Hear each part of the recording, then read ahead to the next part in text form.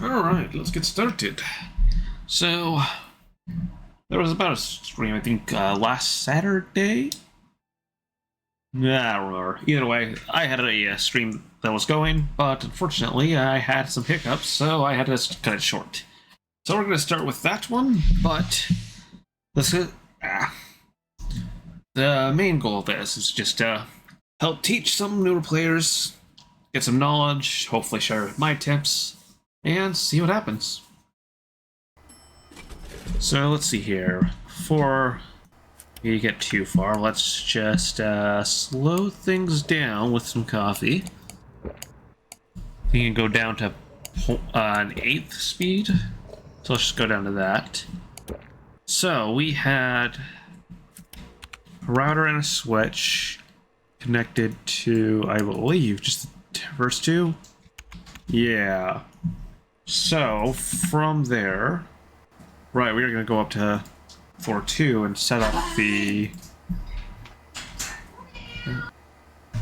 Sorry about that. We're going to set up floor 2 with DNS and a net address. That way we can get this going.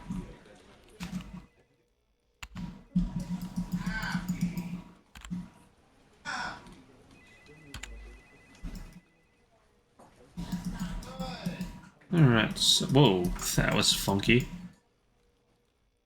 So, let's get... Ooh, is this gonna fit? Looks like it will, good.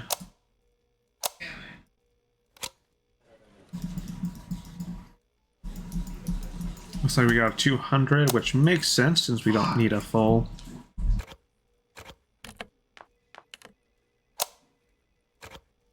Okay, I guess maybe we do need a full 500.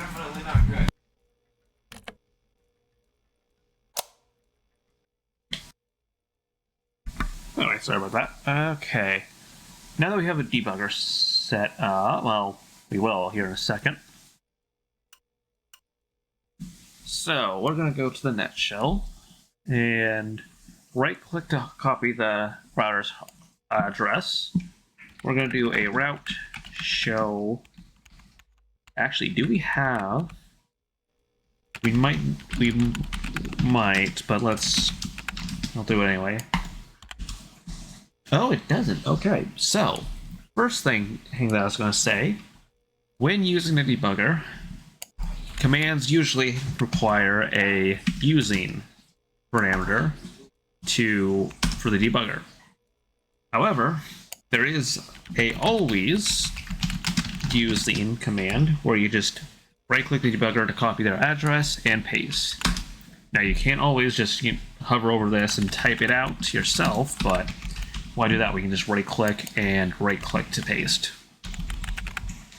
So, next we want to do the same to the supplier, this mail hub, and do a route add paste for their address, and then we're going to say via and then we're going to specify that it's port 2 because this cable is plugged into port 2. So via 2 on the hardware address of that switch, or router I should say. That'll set it up. So now I can do a Mac, I think I have an alias set up. There we go. Yes, I do. Adder set. We want to set. This will be zone. I think this is the zone, right? Let me pull up my notes. Yes. So this will be the supplier zone, so I'll put 1. Floor 2. And we can just do whatever. I'll just put mail. Oh, right. And then I gotta paste in that address. And I did. I swapped them. And there we go. So that alias does the net address set command, man net, By the way, and just in case you are curious about commands, you can always do man, for example, I guess man net or route. It'll give you good information on what each command and is available and examples. Very handy if you're not sure. Now, let's go back up. So this address set alias is basically a combination of the address set command and the DHCP disable. This basically just makes sure that it doesn't try to get a new DHCP request or do DHCP requests. That helps with network bandwidth, but it's not going to be too bad. And with just one device. Next, now that we have that set up to 10.1.2 mail, we can now route add at 10 dash. Is it route add? Yeah, I'm pretty sure it is. So 10.1.2 mail via 2 on the main router for this floor. And now, if I want to ping to mail, it'll ping. Now, the next thing we have to do is just set up the DNS request, the DNS register, or whatever you want to call it. So that's used with the DNS map command, I believe. Let me do the man here for this as well. We map the domain to the network address. All right, so if we go to this clipboard and we scroll down, we can see the mail hub has this domain. So if I do DNS map domain as 10-1-2-mail, it'll now have that DNS entry. Now, if you're trying to play on hard, you do have to have local DNS servers, so you have to actually specify which domain server or DNS server you're using. So here you can actually see DNS map domain as address on DNS address. This DNS address would be the DNS server you're using for DNS Lite or whatever. We'll get to that. We'll get back to that in a moment. Anyway, we are done up here for right now. Actually, before I continue on, I will talk about the default route. So if I route show on you, which surprisingly works. I guess it was still powered. Okay. Let me just throw this over by the elevator. If you look, you can see that unmatched traffic is forwarded via port 0. That means anything that it does not know how to route, it'll just send down port 0. And if we look at port 0, it's going down here, and it's linked to floor 0. We are on floor 2, so that will forward all traffic down there to the data center. Now, because the mail hub and the data center is the only thing that's connected, we don't have to worry about more complex routes right now. But we are now going to go back down to floor 0, the data center, and get everything sent back down there. Oops. Anything else I need to mention before we go down? Doesn't look like it.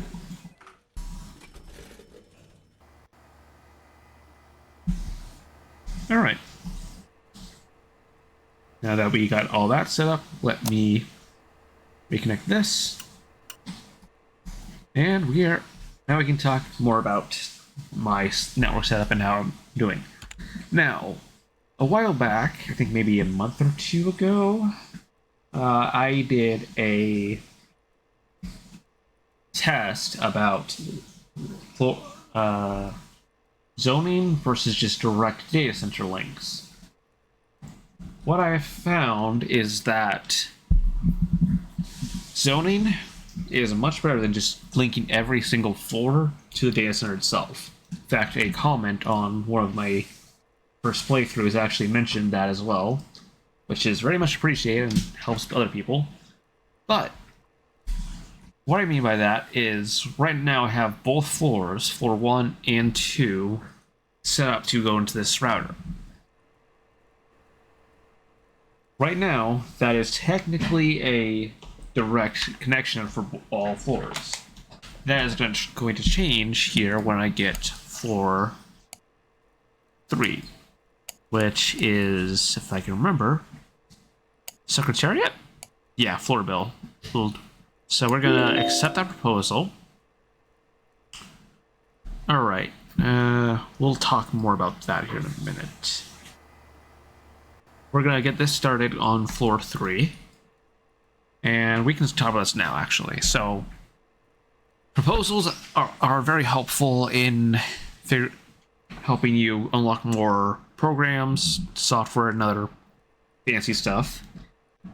This legal retaliation, I've talked about this last time, but I would not do this initially. But it's very helpful later on, I would say. The main problem is that it makes everything in that Tenable cells more expensive, but it also cancels out some of the other projects Tenable has, which can be very helpful. I believe there's even one that kind of just reduces general power costs by a fixed percent, which is very good with larger towers. This SFTP one, that is really good. It leads to jailbreaking, which can make some very interesting network setups with multi-program devices. For example, you can have a router and a firewall combined into one device. Cabler's Union, I'm not 100% sure what that unlocks specifically, but it is helpful to get different items in the shop that are handy later on. Now, let's set this up. Now, one thing to know is that this is a consumer floor, meaning that they will consume different services provided by producers, like the Mail Hub. So instead of directly linking this to the data center, what we're going to do, for one, is figure out where we can actually put stuff. This is a bit too far for typical Ethernet cables. I'm pretty sure the highest is 2K? Yeah, it's 2000 there. So we would have to go here or so to start off with. And what we can do is put a repeater here. That way we can take that and go on there. Here is fine. Here is fine. Another thing to note is this VoIP phone. We'll get to that in a minute. For now, let's get a 15K, and we're going to do orange. We're going to do a 1K orange. And let's do a 2K. That's fiber optic. Oh, that's all fiber optic. Whoops. So let's clear that. Ethernet 2K, that's going to be orange. I think a 15K was what I wanted. Yes, a 15K orange. Wait, 15K? That's not right. I mean, 1500. I think this was... Yeah, that's a 1K, that's fine. Next, we are going to get a switch and a router. Yes, a router. Now, as we can see, this one takes a barrel jack. Looks like I might have to... Is this 200? Yes, it is 200. Okay. Either way, we need an extender. Or expander, if you will. add that. Add a 500.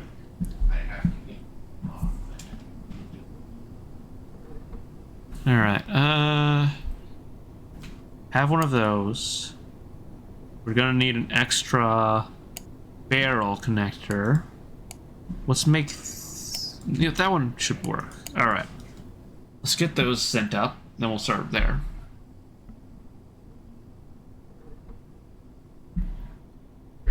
Now, I'm sure there's the curiosity of why am I getting a switch and a router? There's two specific reasons for that. One, later in the game, there's peer-to-peer networking, which... I haven't really gone that far, but I've seen teases of it, so I know it exists. That'll at least let people on different floors communicate, or same floors communicate.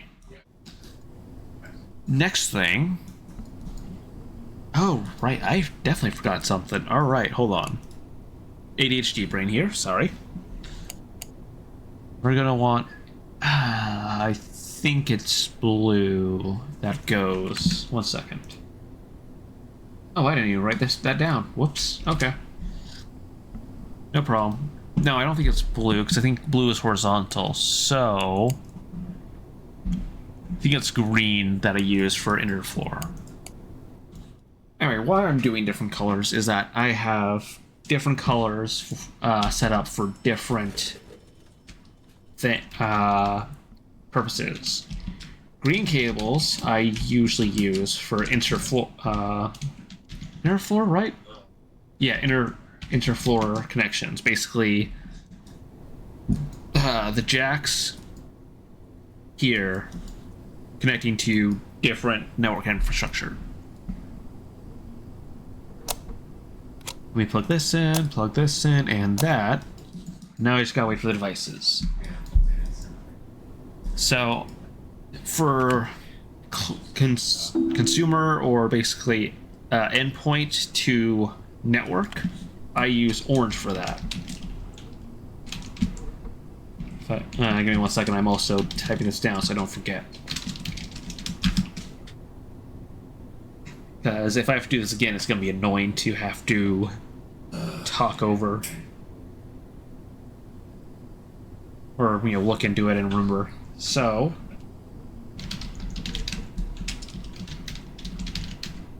I'm also going to need that repeater. So I'm going to go to the media converters repeaters and find an IO. Here we go. Now this, keep in mind, these repeaters can only handle a certain amount of connections. Or not connections, but packets per tick. This one can handle 12. That is perfect for a single consumer. Which means, hold on, before I continue on, it also requires its own... oh, okay. Well, let's make this change my plan a bit. Let's get this one. Let's get a simple one that goes, here we go, the duplex 1C, Ethernet to fiber. Let's grab that, because I can connect that to this. And I can put it, for example, here. Let me get another power cable, the 500. And now we can go to the network and go for a 3K fiber. Let's make this blue because this is going to be... because blue cables I use for inter-device connections. Basically, if I'll use that for this router to this switch, which I'm also going to need actually. So I can get a 200 blue And we'll get that going. And while I wait for that, I can connect these devices.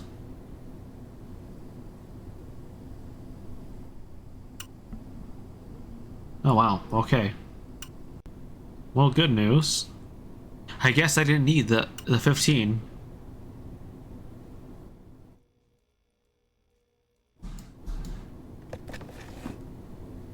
Oh, that's fine.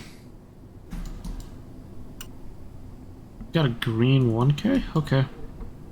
That wasn't really necessary either. Oh well.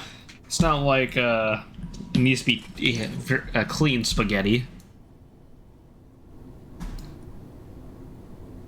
Let's see here. So, we're gonna put the switch like that. Now there's a very specific reason. Oh, okay. Hold on.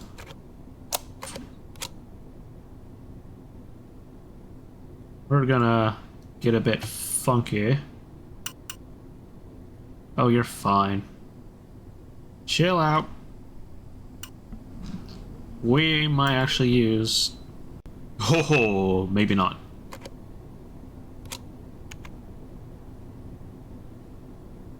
And does this work now? Yes, it does. Alright. Anyway, back to what I was saying. I went over this in the previous VOD where I had to cut it short, but I'm putting this in port 0 of the switch to port 2 of the router. The router side does not matter. However, on the switch side, it does. That is because switches act more like hubs or real-life hubs. They basically take in a packet and broadcast it through each single port until it succeeds and getting the route. So by putting the outflow into port 1 or port 0, I should say, I make sure that every single packet that goes in first goes through port 0, which is the network connection itself. Then I have a router to prevent backflow, because if you have a bunch of switch infrastructure, packets are just going to be flying willy-nilly over the place, overloading these outlets and possibly even your own network equipment.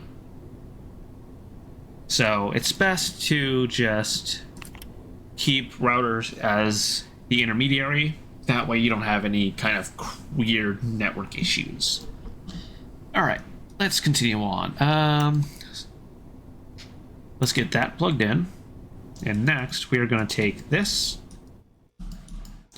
And we are going to go to... Oh, I don't have it. Okay, that's fine. So we're going to go to the Rocket Store. And we're going to purchase the Barracks & Sons app. This lets me put in a shelf. We need a smaller shelf, though. That we apparently don't have. Okay. That's fine. I'll just put it right there and confirm the placement. Now I'm going to put the device there. I'm going to take my adapter and hope that this works. It does. All right. Next, Wait, didn't I order a fiber too? I guess not. Alright, well, that's fine. I'm going to get a 500 orange and a blue 3K fiber.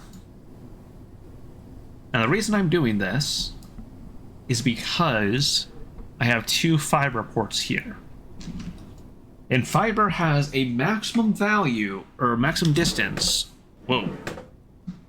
of 3,000 instead of Ethernet's 2,000. That should get me most of the way there, if not the entire way. It will. Awesome. Now, while we wait for that, so I need to mention anything else other than that. Let me pull up my notes. I did go over the differences briefly. I'll need to go over routing and firewalls. Some DNS stuff, yes. Routing broadcast, yes. Aliases. So, let's go. Oh, hey, there it is. So let's put that in port 0. And grab this. And pull it all the way there. And now it's going to do the funky game thing of resetting its distance. And now, is there an extra cable on the way? There should be.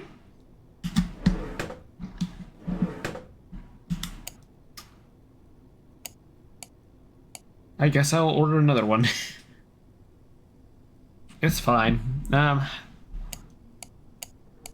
Also, another thing that I found out by, I don't remember, I think it was somebody in Twitch chat that mentioned this, but you can left click to change what this is on the top left, and you can right click to pause it. I like to kind of pause it on the account balance so I know how much I have. And as you can see, I have 5,000, so I'm fine. I'm not very worried about it.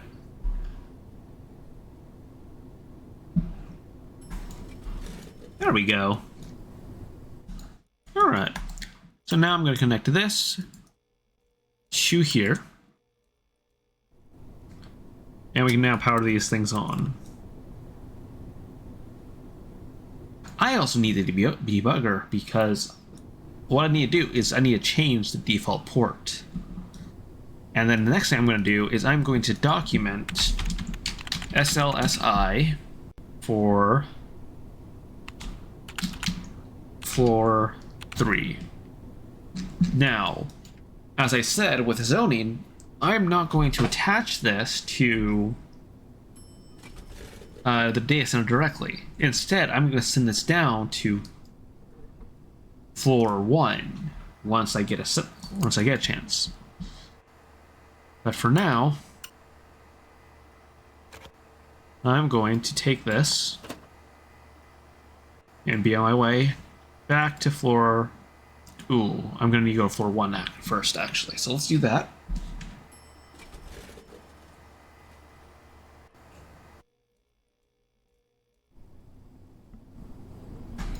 And reconnect it down up to here.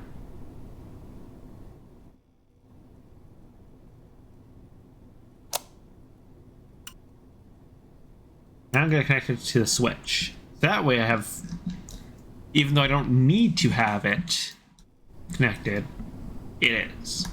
Now as you can see, I have a fiber connection going ooh, hello, you're being slidey. I don't want you to do that though, so please stop.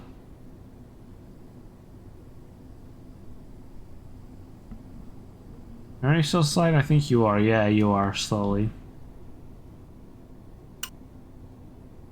So instead of you being a pain... Oh, I have a 1500 here. Why not?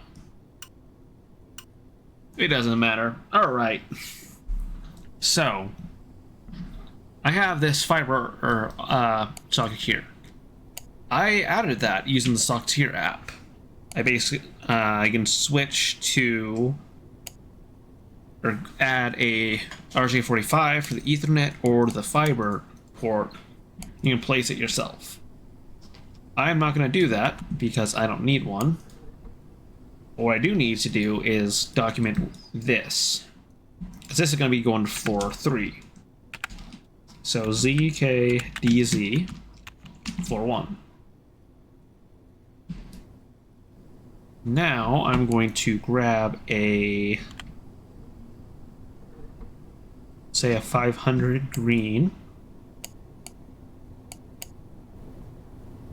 Also going to tear up these boxes using T. I'm also going to get this set up to start going to floor 3. Now as you can see, all these players are, or all these consumers are already going to going to switch, and then going down. Now if I do the route show on that, it is forwarded down to port 0. Same thing as floor 2, I believe it was, that we're going through. Now here's what's going to be interesting. If I connect the port 3 to this socket,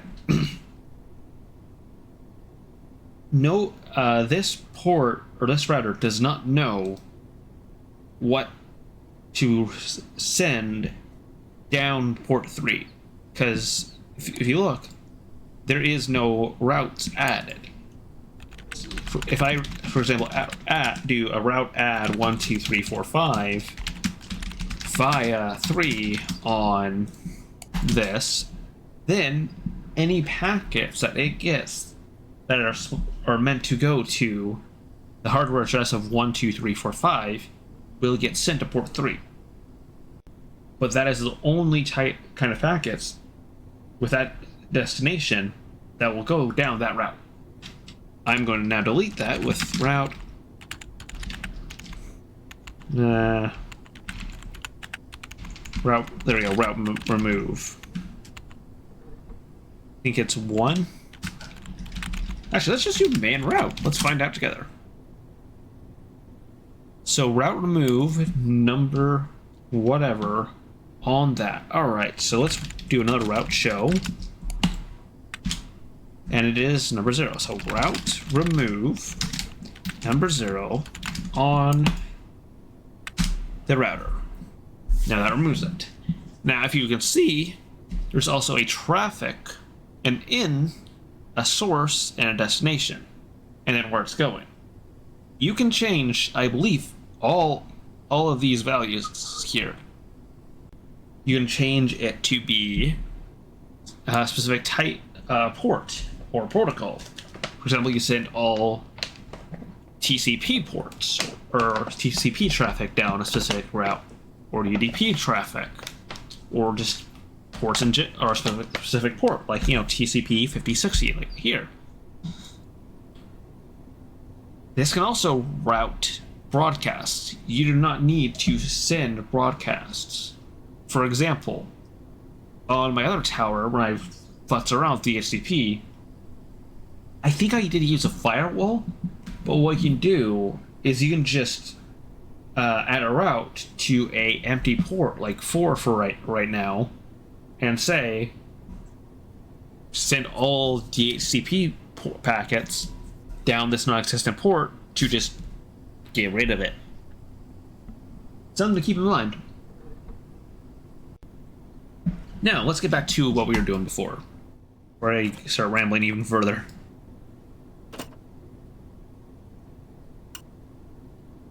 I do not need this, but I can just kind of take it along with me, why not?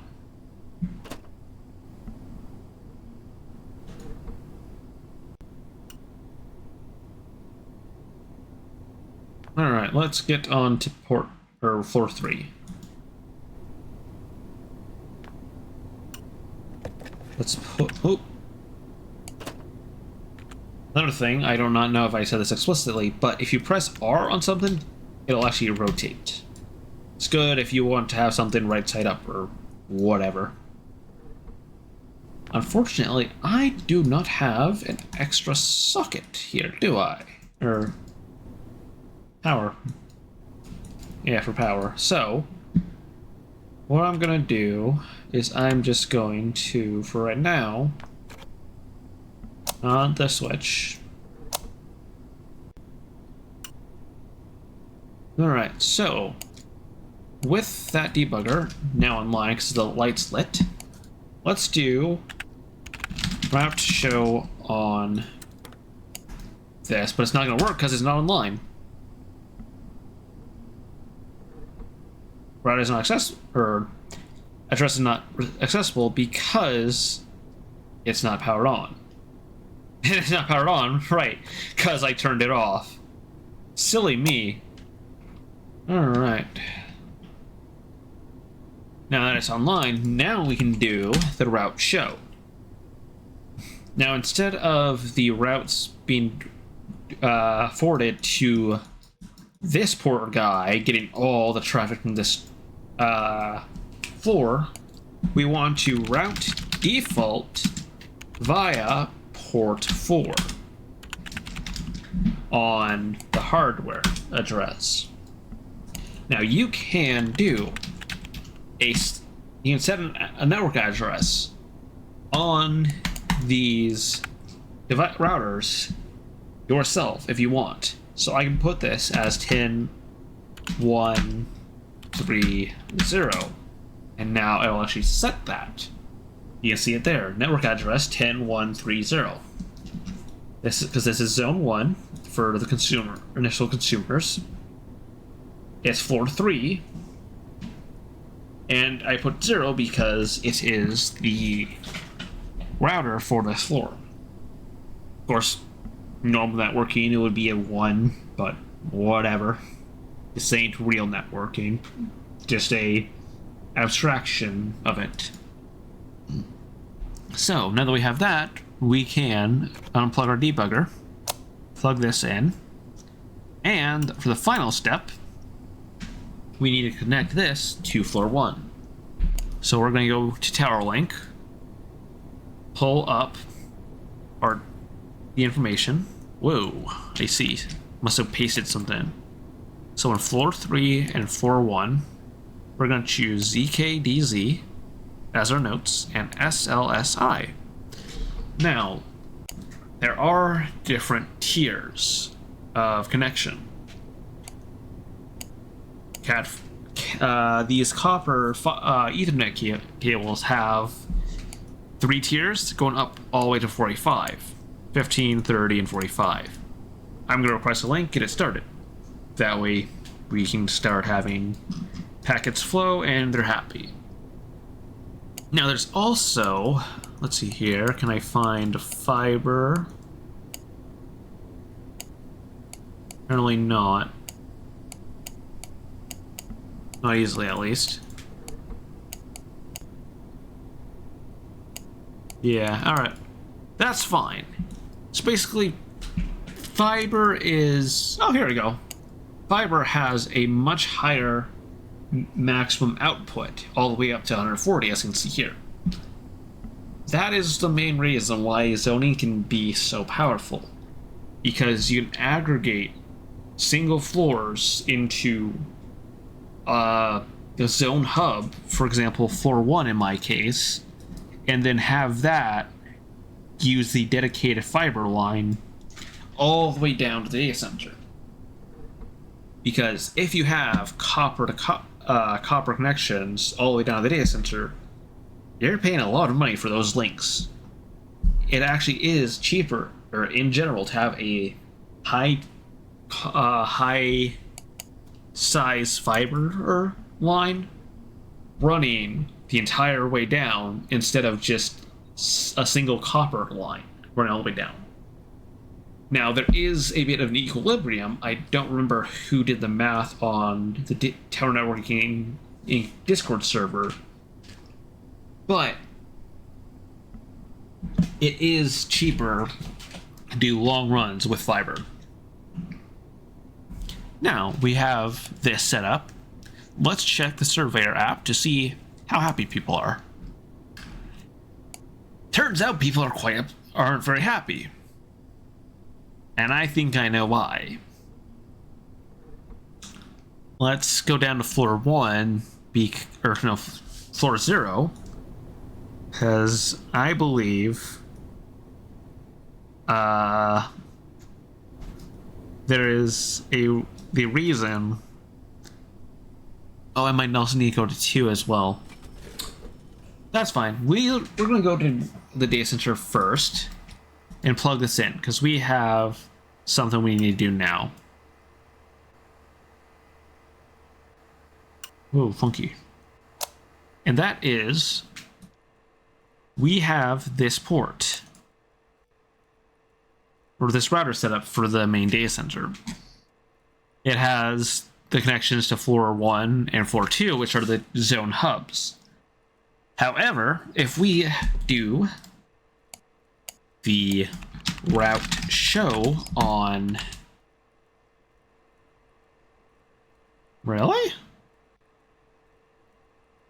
Source bandwidth exhausted. Oh, what? Hold the phone.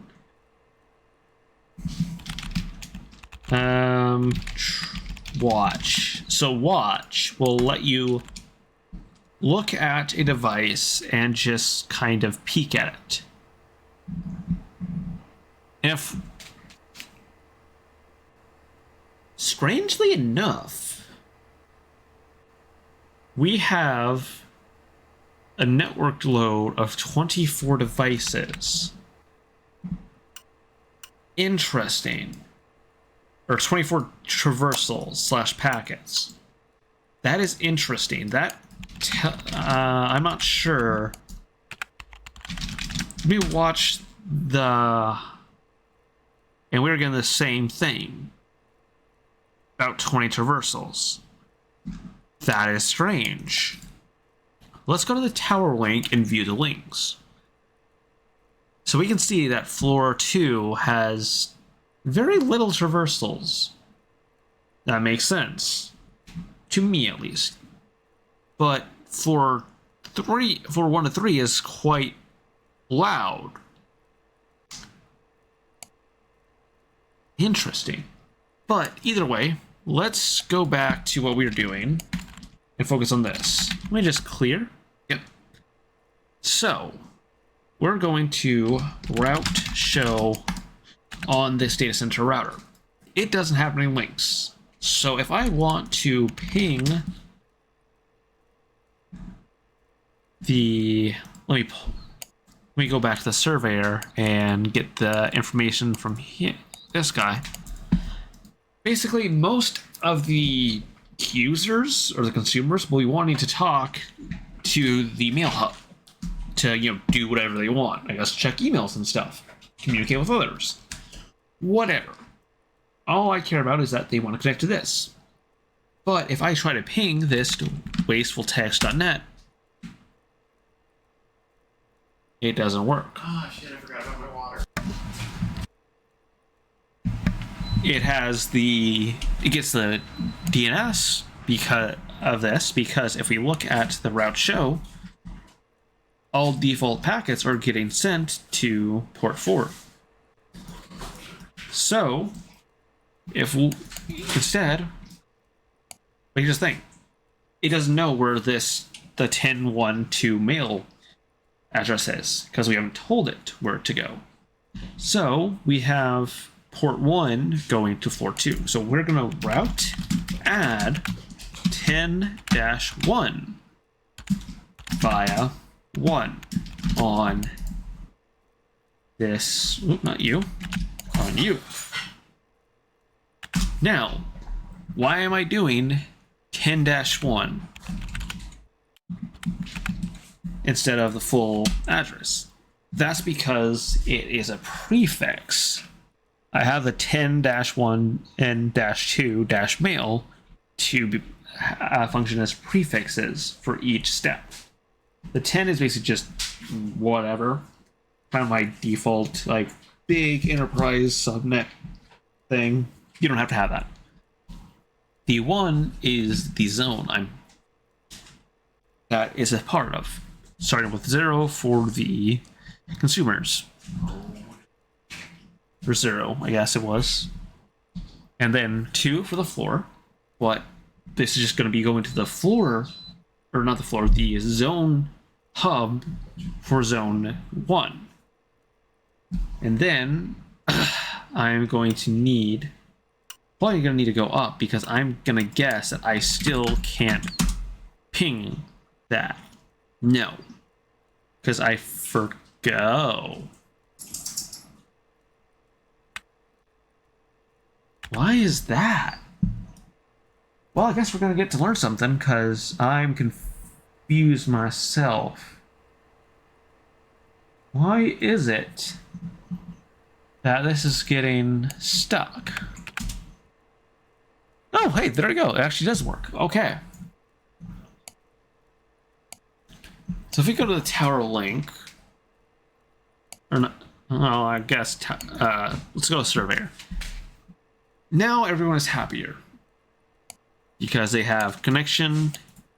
Because that one single connection router was borked. And now, if I just keep pinging, I get some decent connection. Now, one thing that will come in handy for figuring out what's going on with the network is the trace command.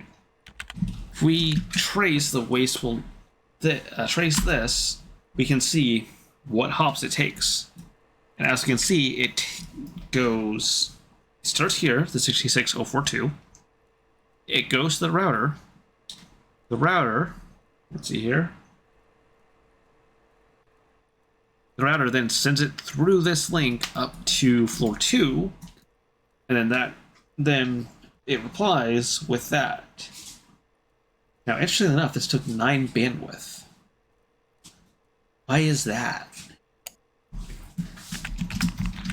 I know they changed the network simulation, so there's definitely going to be a bit different.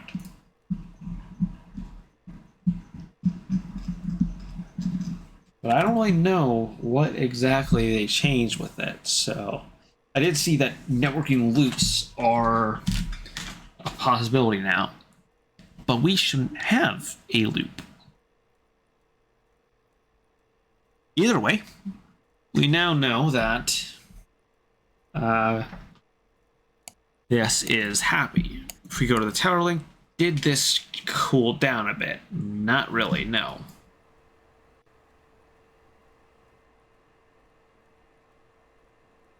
So my question is, let's get... I don't think it's a peripheral, no. So let's just go to everything. And I want to go down to...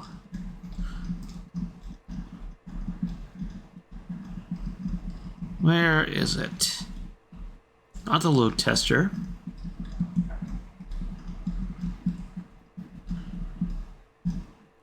The cart is pretty decent. Do I not have it?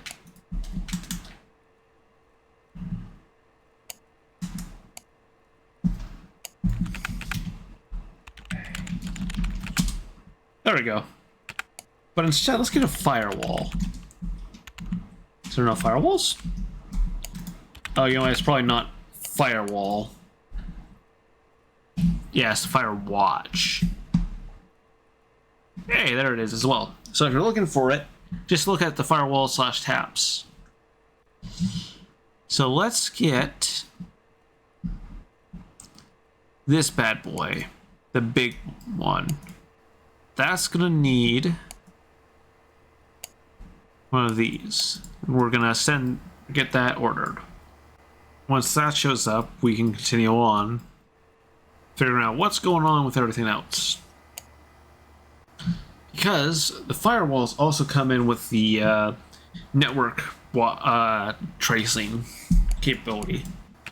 Let me type man and figure out what is it.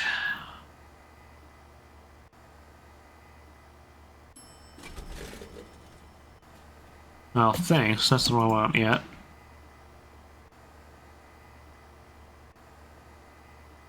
Oh, PCAP. There we go.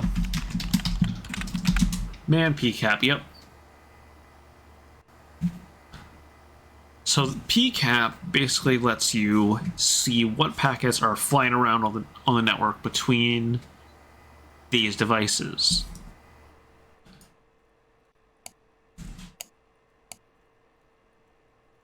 Now, one thing to keep in mind that I kind of spaced is that this big one doesn't actually have Ethernet, or it only has Ethernet. This one has a fiber connection. Thankfully, for our purposes right now, we're just worried about what's going on between the switch.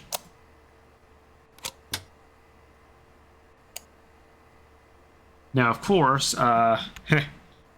silly me, I forgot to actually get another blue one, so let's just pull that out while I kind of supplement it with that. But now, if we... And this will actually help lead me into a different alias. Haha. I would like to say that I planned this all along, but no, I really did not.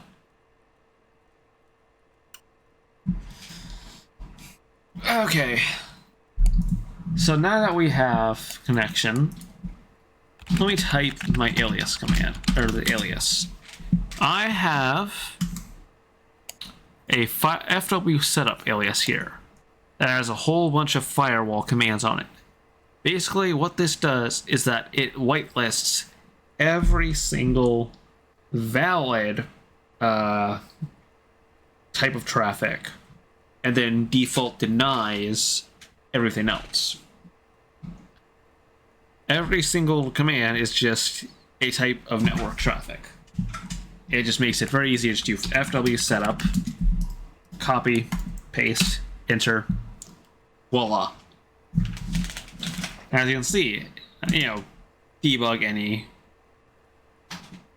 Oh, right. I also want to set adder set to debug, just because this was gotten from the Discord. So now, it'll just automatically accept anything coming from debug as going anywhere. It's also specifying the TCP23, which is what the debug uses for, or the network port is for the debug. It lists all, then allows all the other types of traffic and goes from there. Again, default deny, so anything that isn't on the allowed list just doesn't get through. Now we're going to do pcap, on the firewall, because I want to know what the hell is going on. DHCP. I saw that. Okay. So, let's fix that a bit. What I'm gonna do...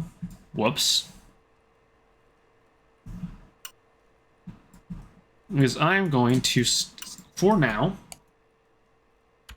route show on you. Let's filter some broadcasts to some dead ports. I'm gonna route, well, let's just man route because I don't remember exactly how to do this. Also, what is DHCP? Let's open up the wiki/help. DHCP,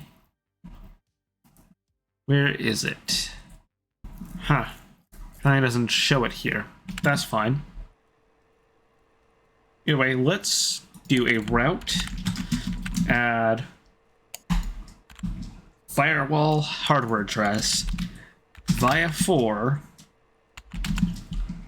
on the router. That way I can pcap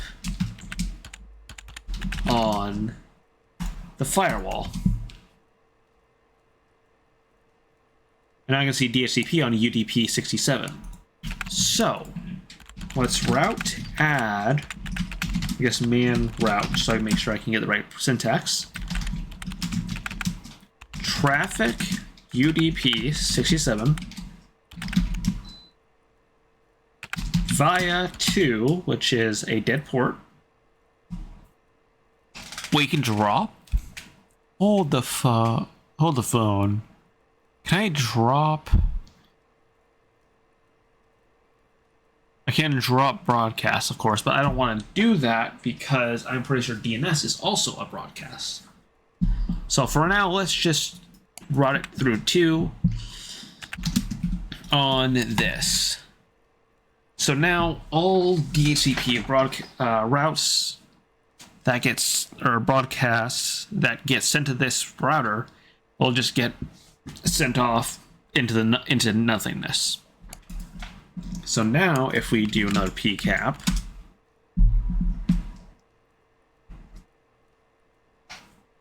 we're still getting DHCP requests.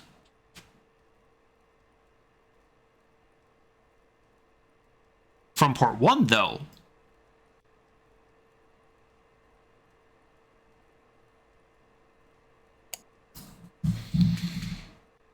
Okay. We're also seeing like a whole bunch of these TCP23s, so we're going to pcap exclude TCP23 on that. And I did it wrong. All right.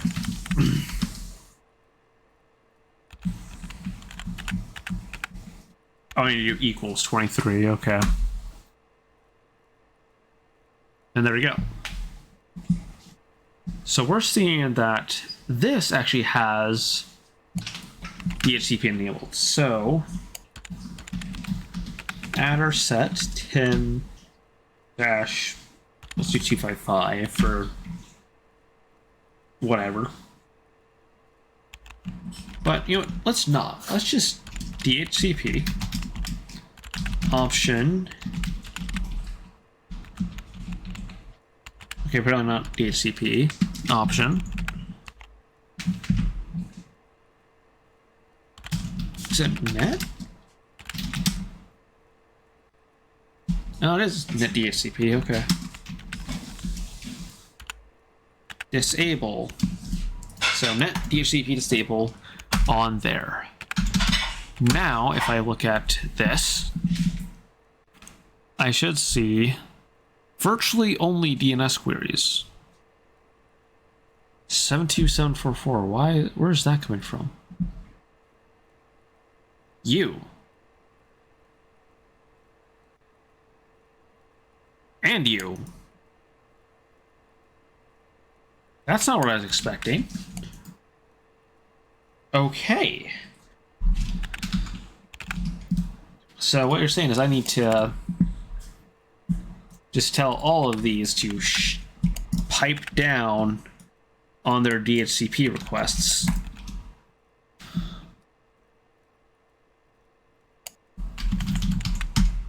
So now if I do a pcap, yeah, now it's only DNS queries. Awesome.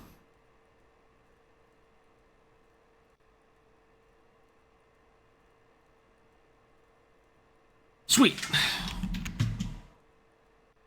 Now if we watch the router, the traversals are still kind of high, but that's to be expected. Now if you look at this one, the bandwidth on this thing, or the load,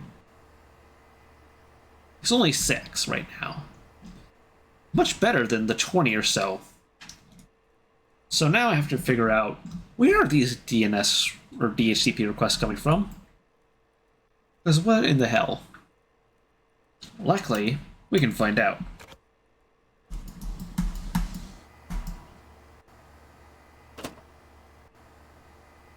Let's go to 1.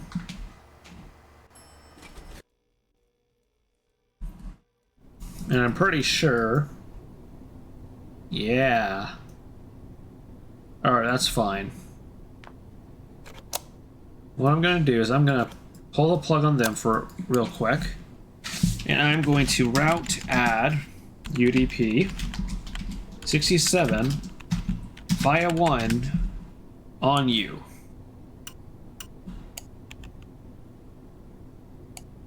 Oh, traffic.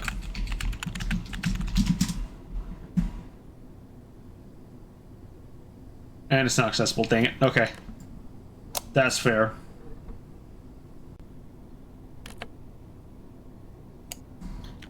Now we add it, and there we go. So that should kill a lot of broadcasts. Oh, right, over here is power. So if I switch to this, and now what I can do, I'm going to get some network cables, and I'm going to make them gray for firewalls. Gray cables, firewall. Now, you do not have to do this, just to be clear. it is how I like to do it, so I know that if something explodes, like I have had before, things have exploded on me before, there is very little confusion on what goes where. I'm sure a lot of people have plenty of standards, and good for them. I just go with the flow, kind of. I'm mostly waiting for different features where I can just say, all right, I'm shutting everything down for right now on the, this area. Sorry. And not have to deal with SLA issues, because one of the big the major lose condition is if you fail, or if your network satisfaction on a guest provider goes below their minimum tolerance. So, for example, if I go to the mail hub, their SLA is 10%, meaning that I need to keep them above 10% in happiness or satiety. Basically, how satisfied they are. 100% it right now. The lowest was 0%. Alright.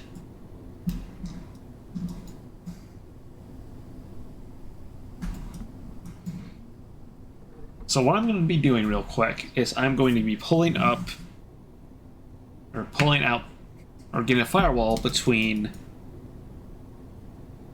this server, or this switch, and this router. Now, technically, this is a bit overkill, but for right now it works, and that's what I would like to do. As time goes on, I will be upgrading this main router to be a bigger one with high availability. That way I can rip out the high availability and replace it with just a simple routing kernel and the firewall. I'll show you guys how to do that once I get access to it. And the first thing I'm going to do so I can do that, or work on that, is get the SFTP, because that is required to get the proposal for, oh boy, for the, come on brain, for the jailbreak.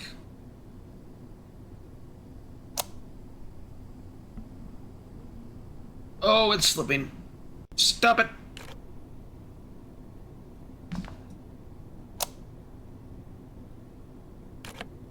Alright. You're being a pain. You want to be a pain, that's fine. I can fix that.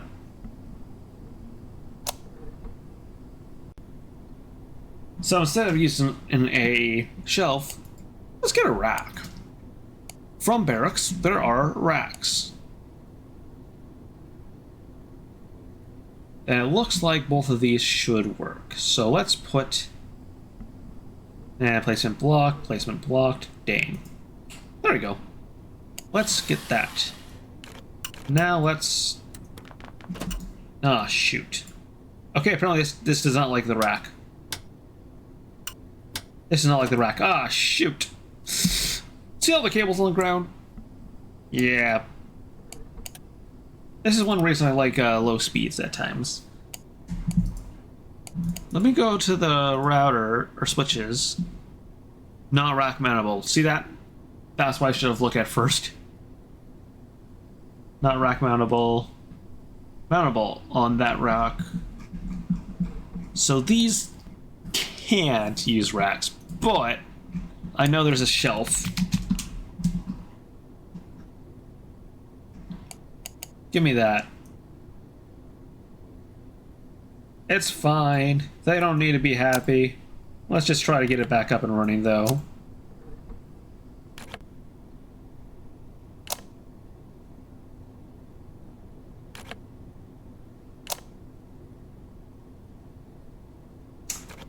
This is annoying. This is one reason I like racks and stuff, because it's much easier to manage. There we go. Oh, this isn't rack mountable either. Okay.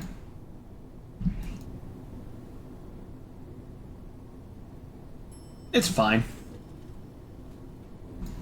So, we put the rack in here. And let's just put... Let's say the... Oh, I might need a larger one. Shoot. So what I want to do is get a extender, or expander, that's rack mounted. And this has 3, so let's grab this. Another thing I would like to do is get a rack mountable UPS.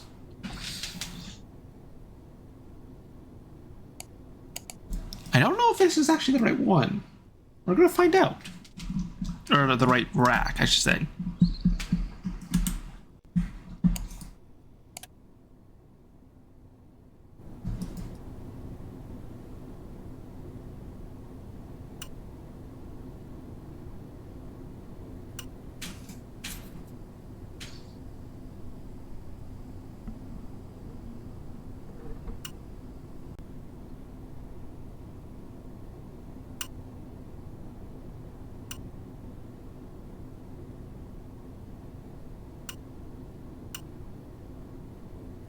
Let me just get everything back up and running the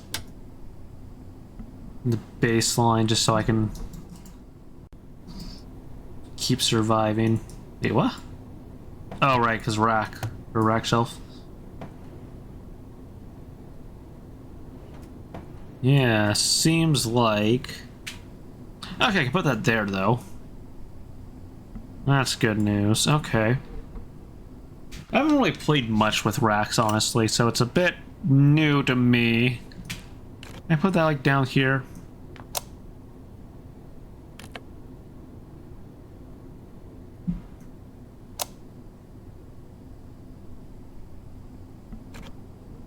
For...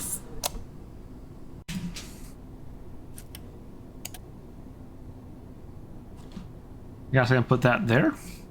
Sure. We're also going to want another power cable. And this, I guess, you know, way I put, I can frame this as learning how about racks. Just so it doesn't look like it, I'm just don't know what I'm doing. Oh, right. Yeah, I'm gonna need a bigger rack. Okay. Sure, a lot of people would want bigger racks, but, you know. Let's remove this one and confirm that. And let's get the bigger one. Alright, confirm that. So we're going to put the UPS there. I'm going to put expander there. I'll put that there.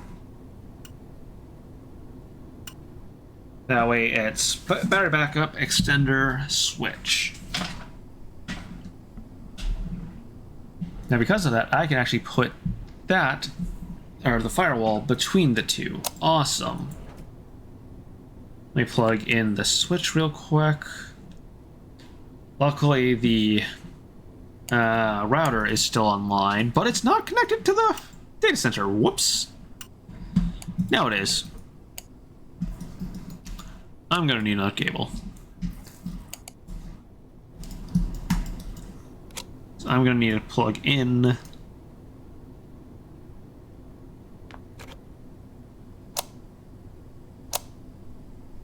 that, and then plug in the UPS should come online here momentarily. Yes, awesome. Now let's plug in... Oh, shite.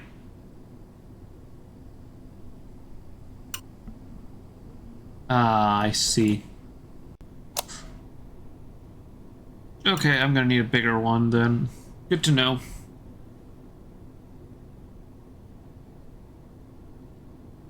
$200 and $200, lovely. Shoot, what the?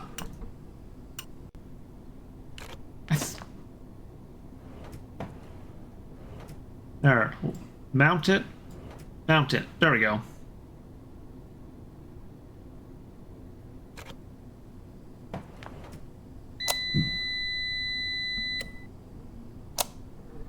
I'm confused.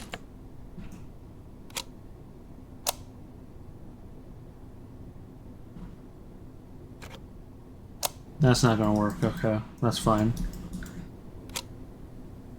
Whee! Hey, look at the spaghetti. Either way, I'm gonna take a quick break, just stretch and get some more drink. I will be back in maybe 5 minutes or so. We'll see. Alright, let's get back to it. So, main thing is... Oh, I had this thing playing this entire time. Whoops.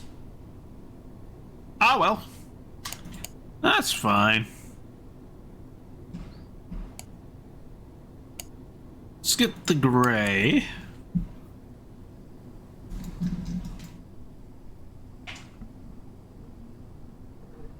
Gray 500 for the racks.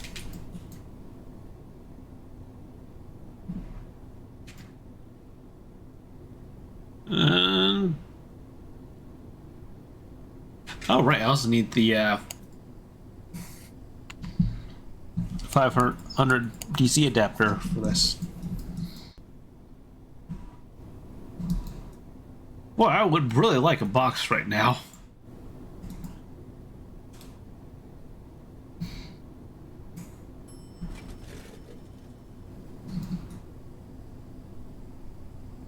So let's get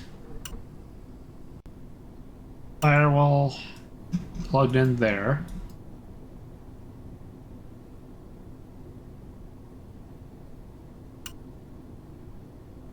Oh, silly me. Those are plugged in there.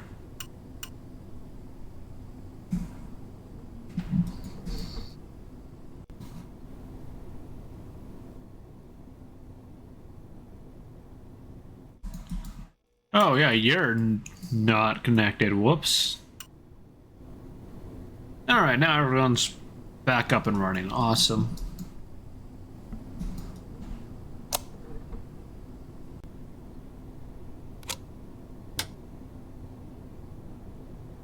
And with the port active, we can disconnect this.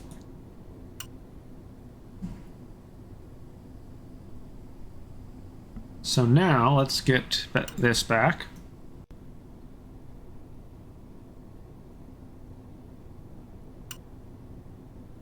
And I'm actually gonna... Ugh. I don't know if I'm gonna be able to. Oh! I can. It's gonna be a bit trickier. Oh, no you don't. What I'm gonna do... So I'm just gonna add the route. This is gonna be via 4 on you. So now I can firewall set up you. And voila. So now I can also firewall at student man firewall. And we can do firewall deny. Was it UD? Yeah, it was UDP 67, I believe it was. Let's check it out. Yep, UDP 67.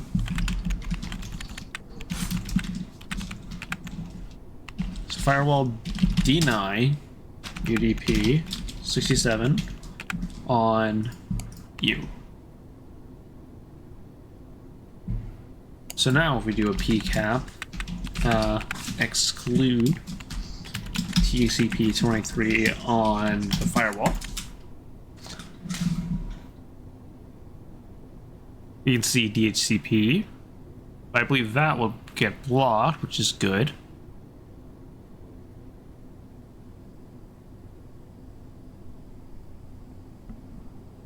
Oh, right, and you guys also have DHCP for some reason. That's not a problem. I can just disable all DHCP. Do I have an alias for that? No, let's make one. Man alias. So we can do alias DHCP off for net DHCP. It's disable. Let's find out.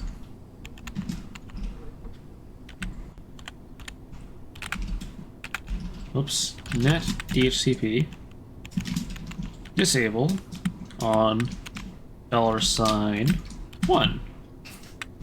Now we can do alias DHCP off. And now I can do DHCP off on you. And on you. That way they don't start blasting the network. It doesn't matter if this one is on DHCP or not. It'll still work. It'll still get blocked at the firewall. If we watch this, we can see that it only has like 4 or 5 traversals. It's not that big of a deal.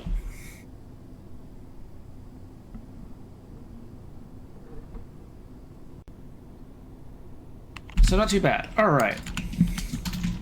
Clear that. Now let's get this all down to the data center so I don't have to deal with all this. After that, I think we're going to do some VoIP.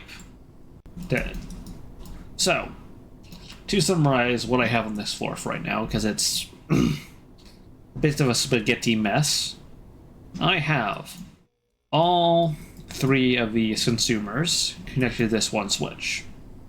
This switch has the first port going to the firewall, which means that all traffic first goes through the firewall. Firewall is then connected to this router. This router is the zone controller / connector. This handles the connection to the data center and other floors. From there, we have an extra port for the debugger, which I'm disconnecting now.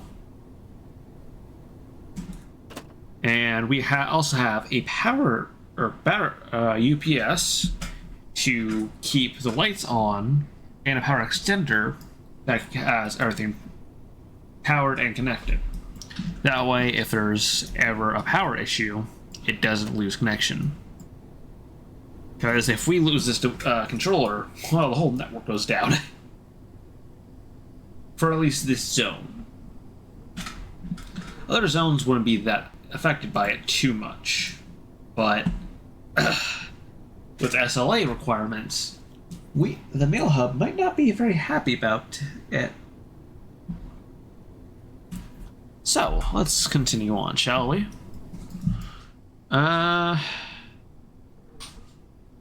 Yeah, let's go to floor 0. We're also going to go to the break time app and just speed up time to 1/4.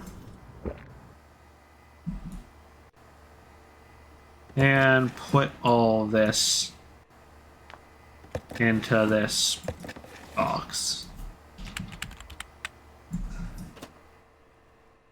Maybe add program capacity. Am I gonna need to upgrade that server? I might.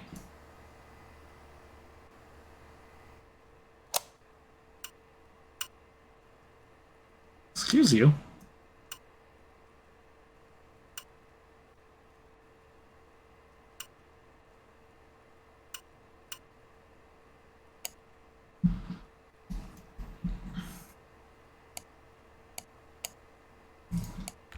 So I'm gonna watch a server. This should let me in, yep. And yeah, okay. So let's try this. Program start DNS light on you. I don't know. It does. Interesting. So program list running. I guess program view running on you. Oh, it's just the one. I thought you could do multiple. I guess not. Well, that leaves me to, I guess, installing programs again. So let's get a plus. Yep, this one. Though we should probably wait until the day is done because I don't have the money for this. So we're just gonna reset to normal speed. We're just gonna let this run for a bit. If we go to the credit stack, we can see that despite everything that was going on, we're making a positive balance of about 400. Not bad.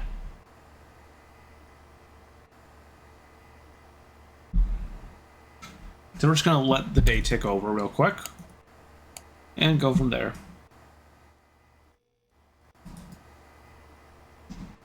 Let's see, is there anything we can talk about in the meantime? I don't know.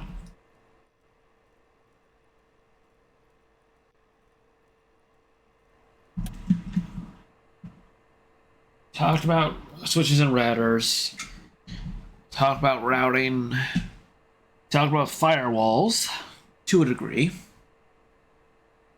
Talked about DNS, give or take. And there we go, day 2. So now, go to transactions, we have the tower links payment, we have the power bill, and admin expenses. But then we have the network fees. That'll give us plenty of money. So, let's get that server now. Just to, because if we look at Surveyor, well, honestly, I'm not too upset right now. I'm sure that'll change once more people come online. So let's just make sure we get that server right now.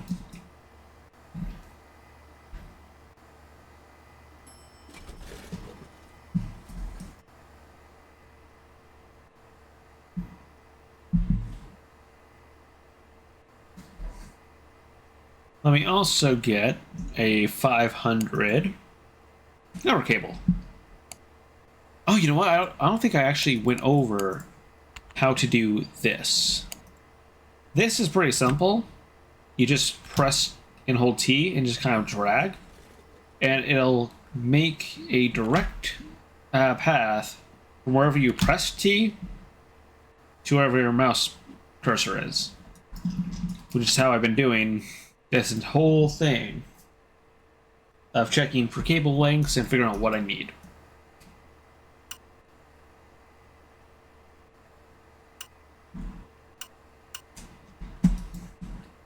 Alright, so I can do that. Let's get a pretty decent rack.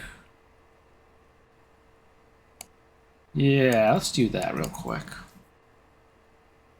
Well, I don't think I'm going to need too much. I'm just going to need enough for... I don't even have the money for this. I'm just going to stop talking for right now. Let's get... Not 1,500, but 1,000. I don't know why 1,000 is down here, but 500 and 1,500 is up there. Just a little bit of a weird quirk.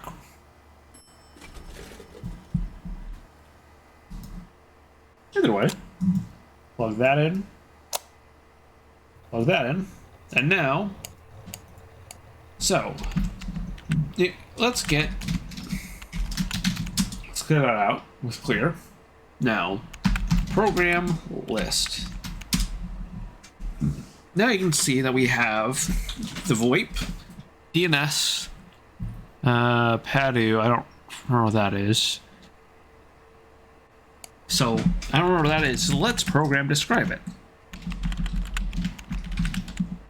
describe Padu. It has store text and store image, so that's gotta supports text and image storage. All right. We have mailer. Is that the same thing as a mail hub? Probably. All right, so let's program install DNS server on this big server. Now here's the thing. If I do program describe DNS server, you're going to see that it says right here and up here, required inputs, one store text, and requires access to a running text storage program. So let's program install that Padu v1 on the same thing, or same server. Now if we program view running on,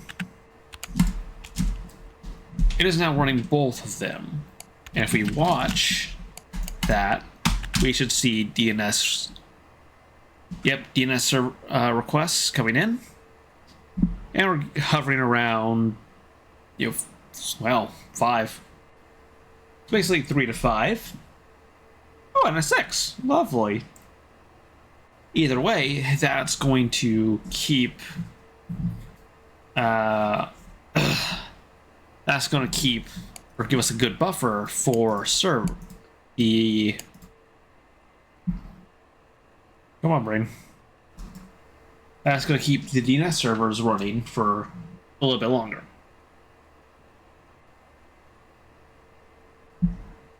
Now, let's go to the next floor. Floor 4 is always... Well, I think it's virtually static. I haven't seen it change before. So let's go on up. I don't know if I'm going to need anything specific, so let me just... Ooh, right. Actually, we'll go up there and go down to floor 2. So, yeah. This is going to be a simple one, thankfully. Now, the recycling center. I have this box of cables and stuff that I haven't used. If I want to just chuck it over here, you can see that it takes all the stuff, including the box, and will give me some money back from that. I don't want to do that right now, but if you have something that has popped and is broken now, you can take it up here, throw it at the recycler, click the button, and you get some money back. Great thing to have. Now, with how simple this floor is, I'm just going to take a 500, make it orange, buy it.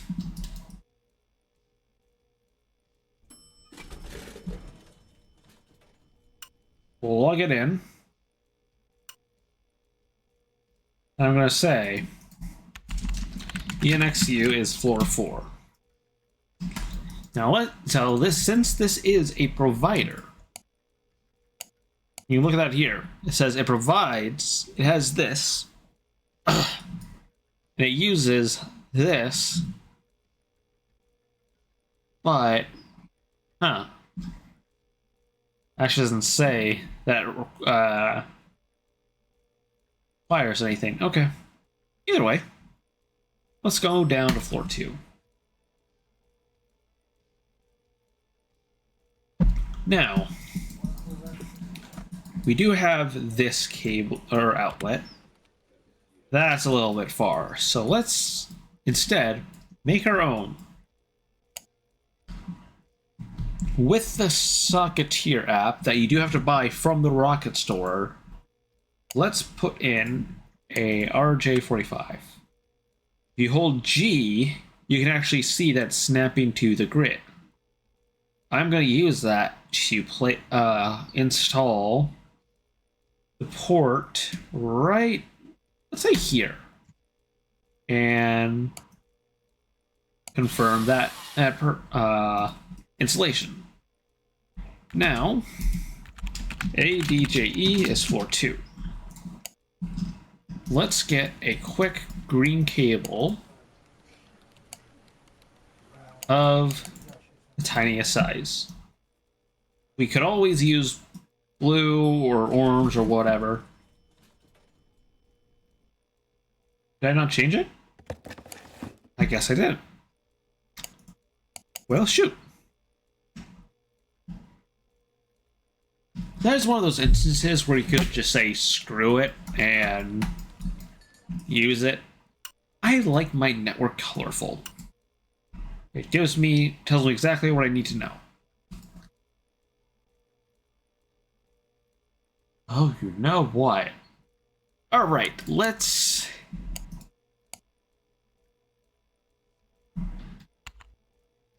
interesting. Clear that. Fun. Give me 1 second, because somebody just tried to spam. Tried some spam in my damn chat.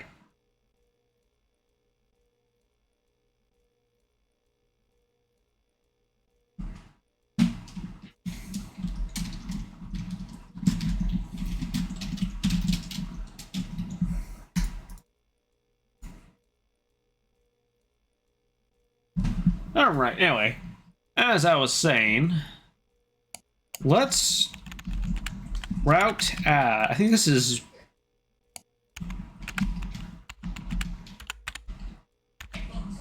Shoot.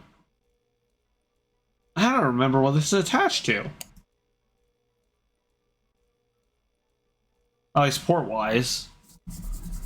But here's a little bit of a fun...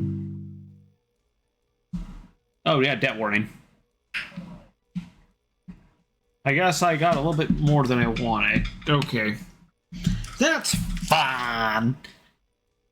I'm just have to sit here for most of the day, I guess. Either way, let's trace to the mail hub. What? How?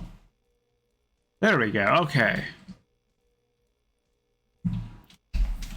So if I route show, let's try the 35096. It's not a router. Shoot. Okay. 26558. Not a router. Shoot. 73716.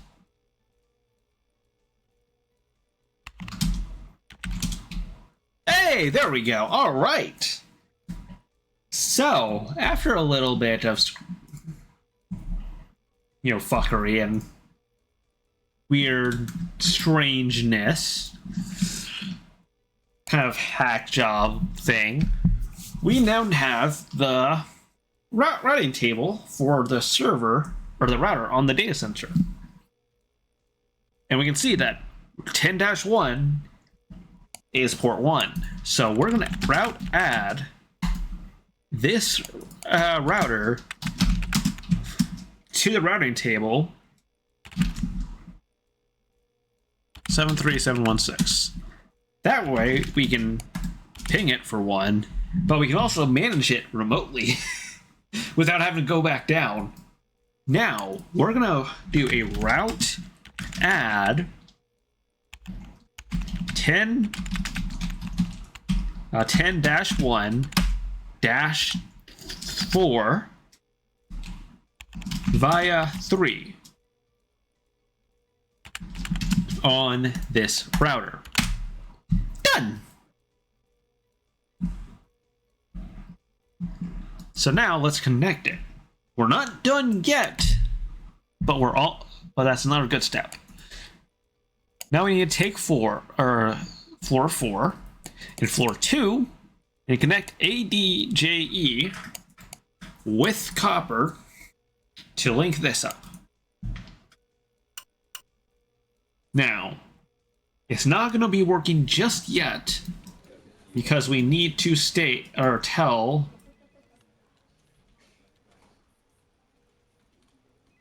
Let's see here. I don't even need to go floor 4, actually. Hold on.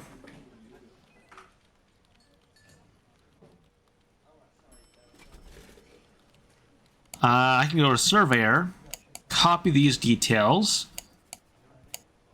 and now I have the hardware address. So I can say route add via 3 on router. And now we can do address or address set.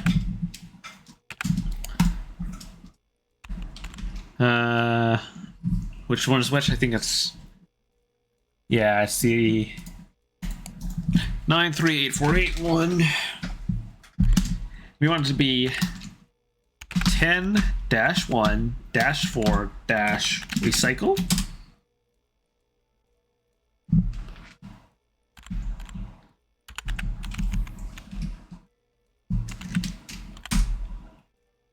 Really?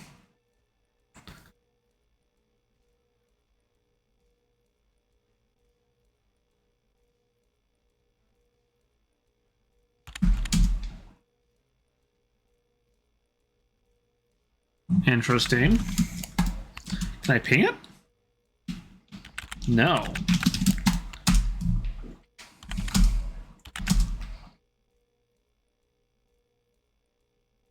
So we lose it.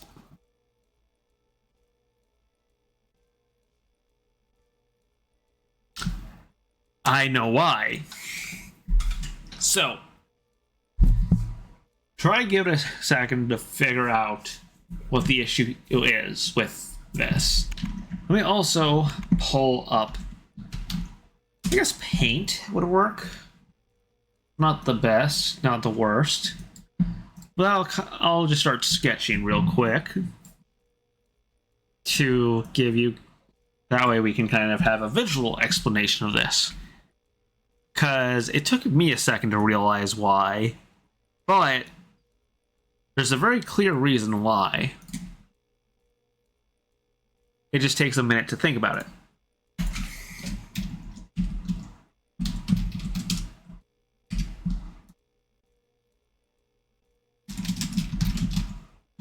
I'm just going to make this real quick. That way we can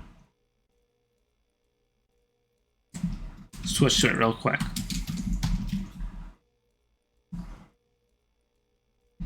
And then we can put that. All right. So let me quickly go to Studio. Let's add a source.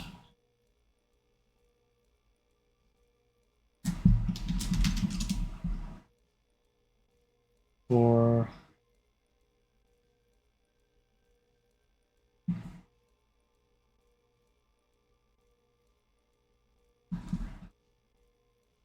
oh, that's great. Okay.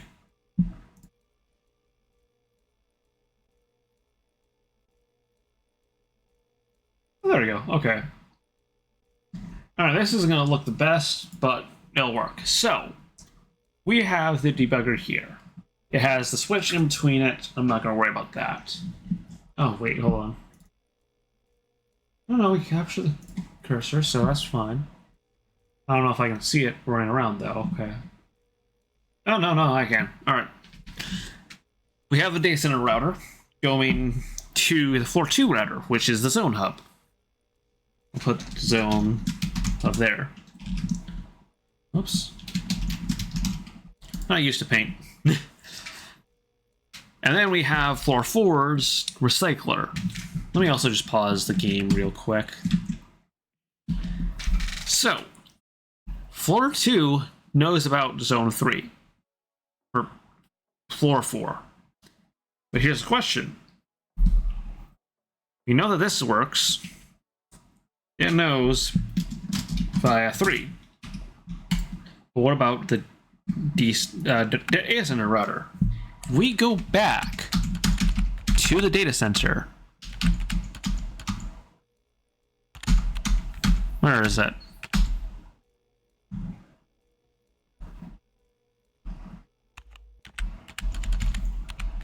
Looks like I don't have it. Okay. Okay, so route show 73716.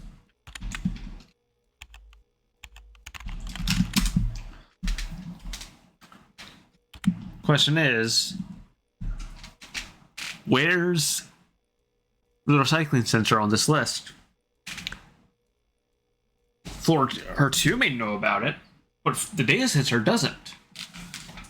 There's no way that the data center just kind of looks at that address and says, I don't know what to do with this, and just chucks it back down the default route. So what we need to do, we need to add the 93848 via 1 on the data center router 73716. And now we should be able to set the address just like that. It is those small little hitches that usually get you. Now, this could be avoided. You could just drag the debugger up here and just set it manually. You could do it. It's no big deal. But because I'm a bit lazy, that's what I'm doing. Alright, let's continue on. Now that we have this, we can now ping 10-1-4 recycle. And it works.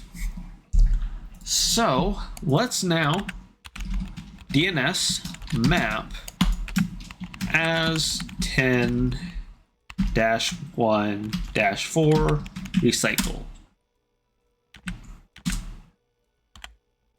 What?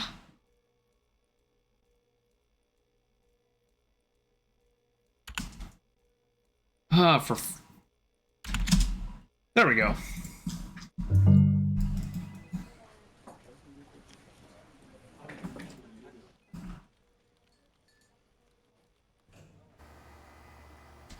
Oh, this is a problem. I have one more day to make sure I'm not in debt. Luckily, I shouldn't have much.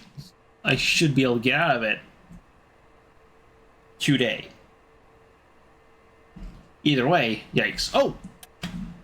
I'm a silly.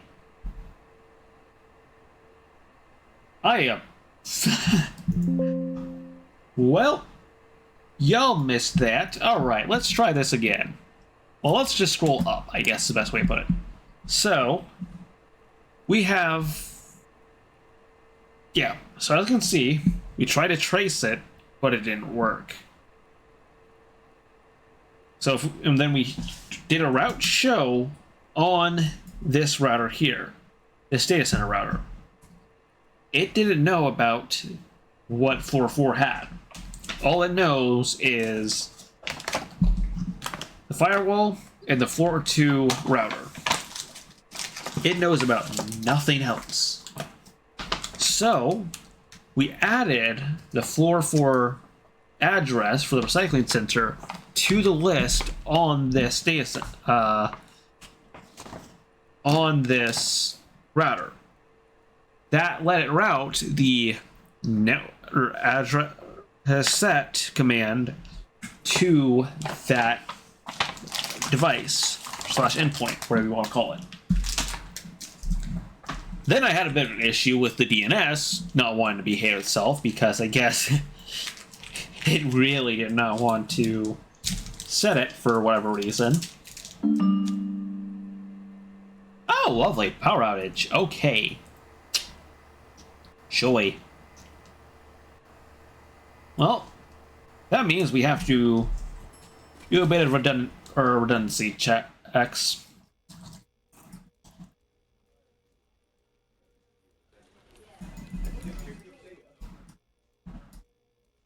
Now, as you can see, I don't have any kind of power redundancy.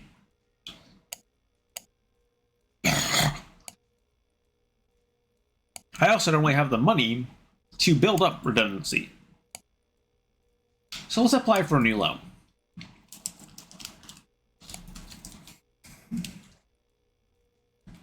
But let's get an idea about how much I need. Let's also slow down time.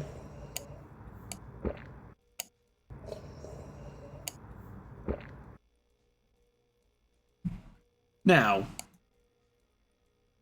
what I'm gonna want, I think I'm gonna get a rack.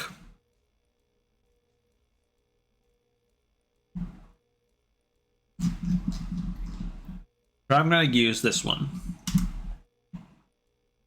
I think. Actually, you know what? No.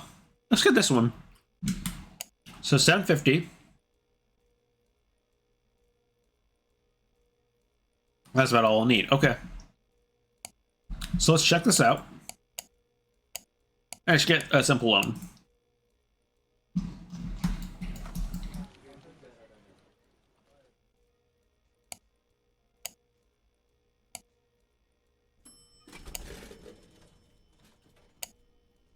I don't think there's anything in here that I need to mention.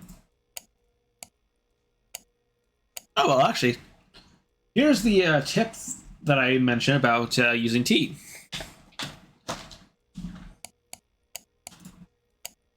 Yeah, stat warning. And this is about the UPS, which we're doing now. Another net warning and the scheduled power outage. So we're going to replace this power expander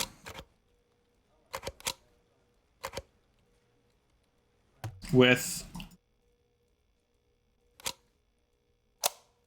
this UPS. I'm using a 200 volts per watt one because this can draw a maximum of 200 watts. That'll avoid running into this. I don't think I've actually talked about this on this one, so let me see here. Looks like I didn't run into any kind of fees here, thankfully. So, each floor has its own power meter. If you use more than 7.2 kilowatts, which it's not restrictive, but you can't just set up a brand new data center on any floor you want. This will give you a pretty hefty fee. And it's hefty. It is not something you want to run afoul of, really. But now that we have a UPS, this will keep us from losing power. And it's also small enough that it shouldn't run afoul of that limit.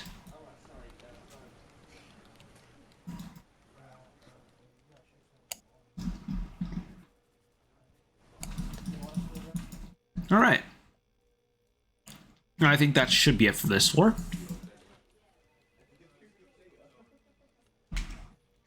Let's head back down and chill for a bit.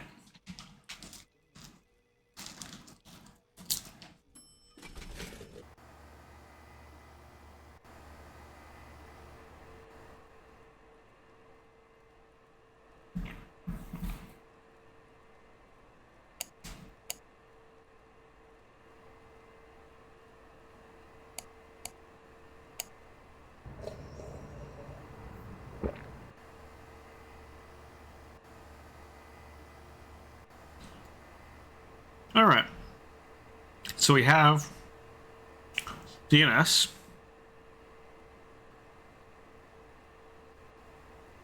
I would definitely like to recolor these cables eventually. And actually do a recoloring here, just by doing that.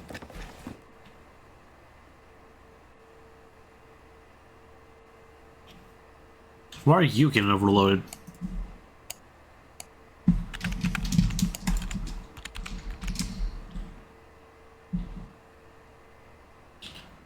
Why are you getting overloaded with traversal? Oh. That's why. So firewalls also function as switches if you don't have routing software on them. So they'll just blast packets wherever, or from left to right, 0 to 3 in this case. Yeah, it's still getting overloaded. Why is that?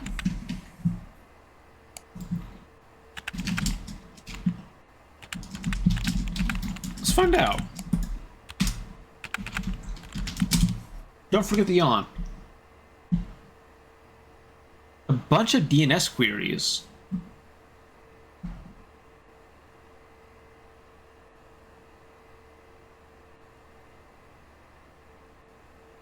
That's a lot of DNS queries. Why are you sitting? Why is there so many DNS queries? A few short texts, but whatever.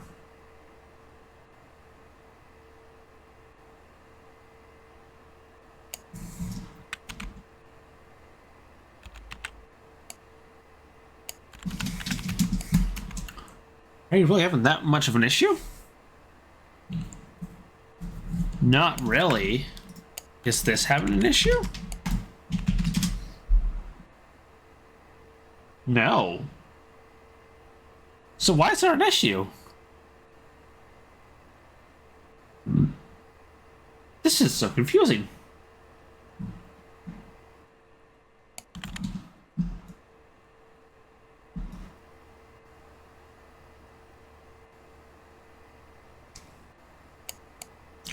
Either way.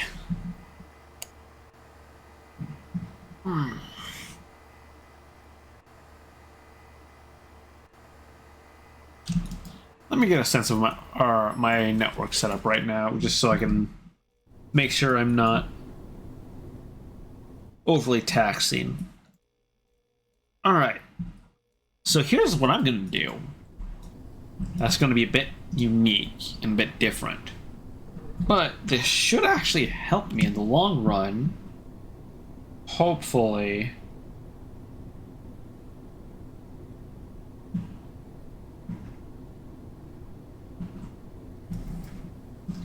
What I'm going to do is I'm going to create a new socket. I guess once the next day rolls around. That way I don't have to deal with any debt or anything. But once that happens, I'm going to add a socket, maybe here or so. Connect it to the router. Alright. No, placement blocked. Okay. So I'll probably want it there. Connect it to the router. That way we can kind of just daisy chain.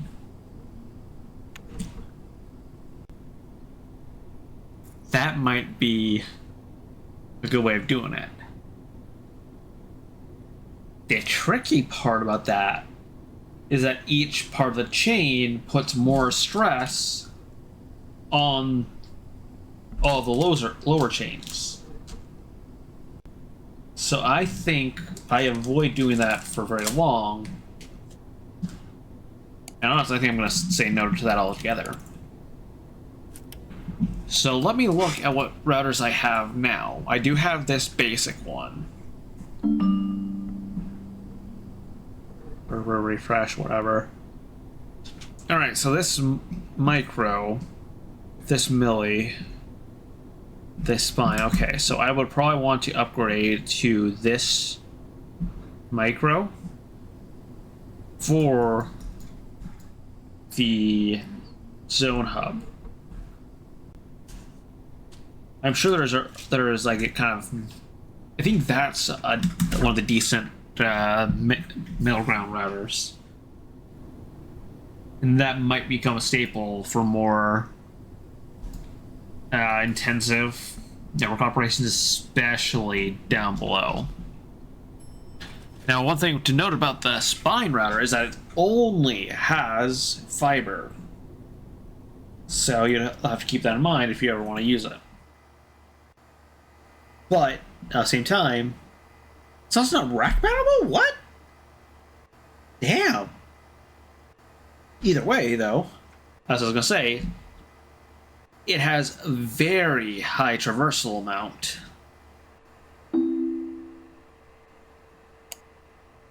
Oh, look at that, a bunch of stuff. The hardware refresh. Then we got new products, and new products. Then this one, basically saying, hey, you might have cyber attacks now. Now, cyber attacks are the reason why I've been putting firewalls and doing the setup there. Because as long as you have a default... come on, brain. As long as you have the default deny and just allow specific services that are legitimate, any kind of infection can't spread past a firewall. Now keep in mind, they can also infect your own devices. So, if I go to like floor 1, where I have all these consumers on a switch, I don't know if the switch can actually get infected anymore. I don't think it can. Well, I don't think it could in beforehand. It was just the routers and other network equipment that can. So as long as, so this should work.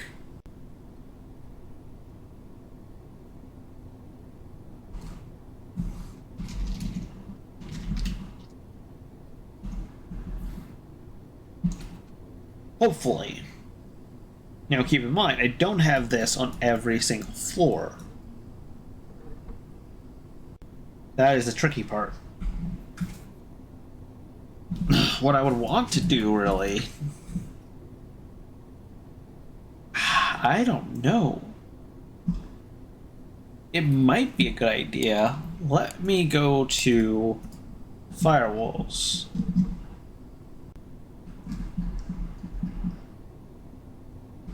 The Firewatcher is mountable. Okay. So what I would kind of think about doing is putting the Firewatcher next to a micro. Oh, the Nano 2G, nice. Yeah, like one of these. That's also mountable on 500.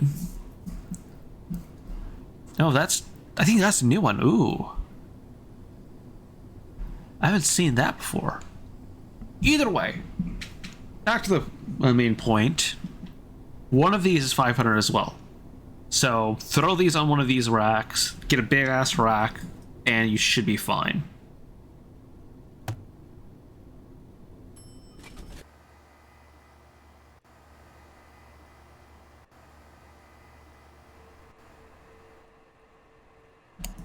Well, now we have a bit of money, so let's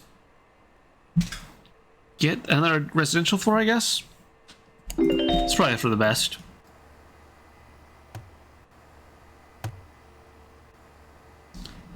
Just keep things moving, that way we keep, there's more and more money, all that. Alright, so this is also a consumer floor, so this would be going on the 10 consumer network, going down to floor 1, I guess. So lovely, it's all the way over there again. Okay. Luckily I have a 2K here. Oh, there's a power outage.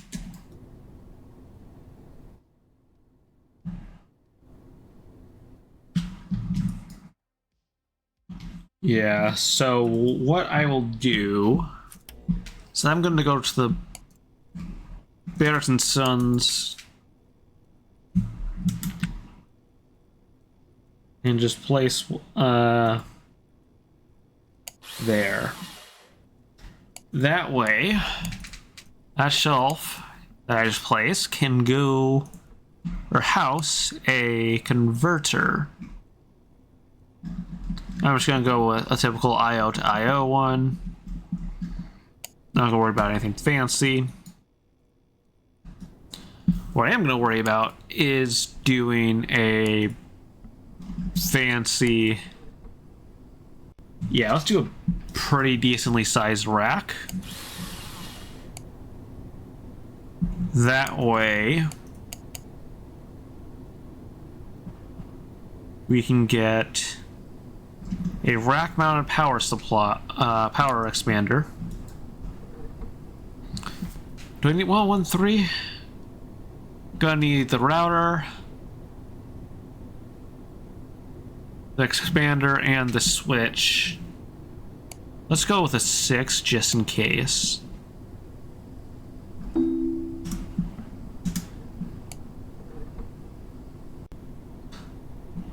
Let's get a rack-mounted one.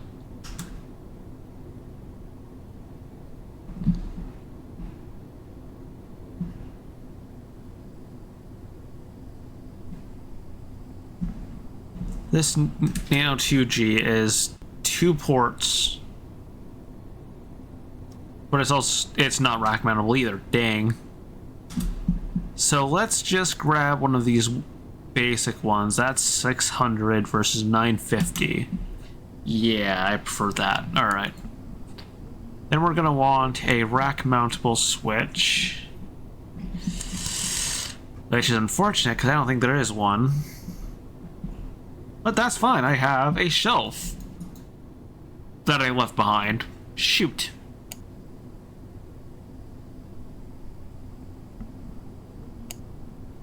Then power cables. I'm gonna want... I don't know, I'm gonna need a bunch of power cables anyway. I'm probably gonna need at least a 1000. Probably 500. Let's just take this right now and head down to 0 so I can grab that.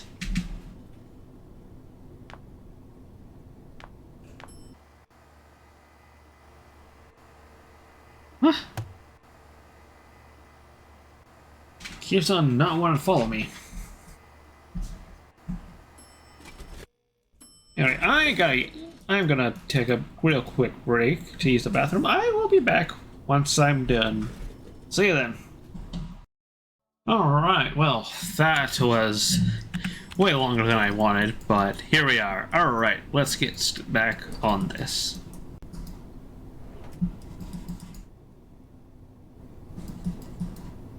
Can't add that. Can get that. We're going to plug that in. We don't have the battery backup on this one. That's fair. All right.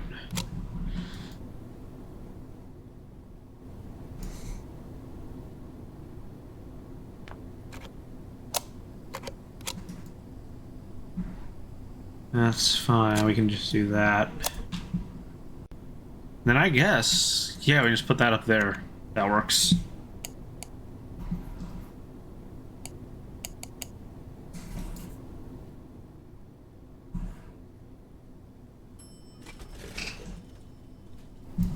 So now we can plug into there. Cool. And now 15 1K. Ooh, this might not reach. And it would need like 1,000, I think. Yeah, the max is 500, but thankfully we have a workaround for that.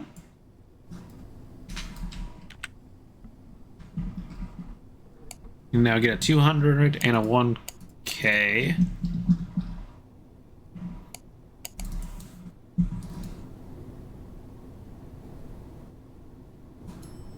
We need network cables. So honestly, let me just unplug this, just to stop using power. Oh, come on. Really?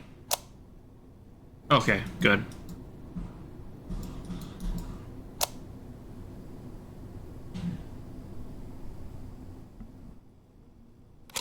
Plug that in. All right.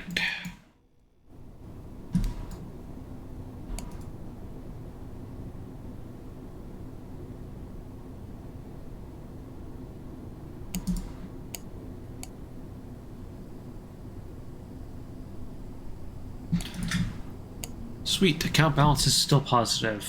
Awesome. So let's get network cables next. Once again, we're gonna need orange 15, orange 1K.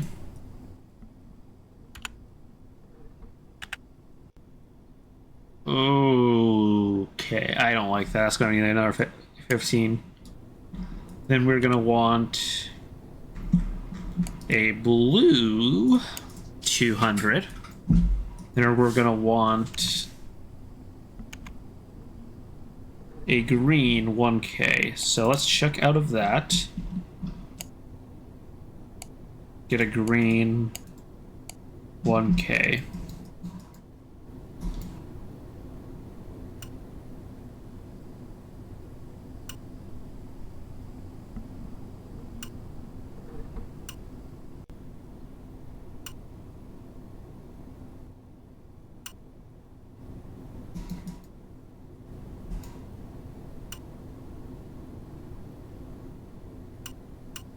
You can go from port 0 to Ethernet, and then blue. Voila. Alright. That is pretty much everything.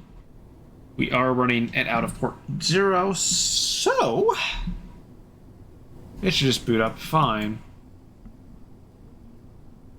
Now let's go. Wow. It's floor 5. And then we can go to floor 1 and set this up. Why did the rack not come? Damn it! That shelf is really annoying.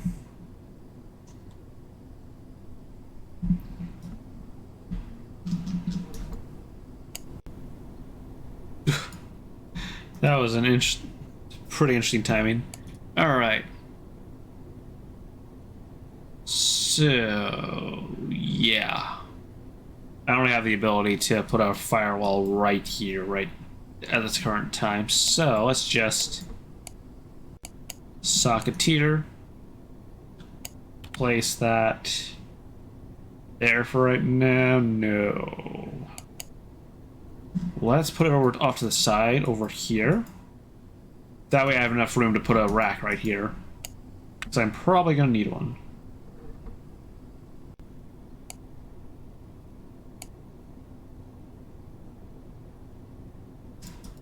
Interesting.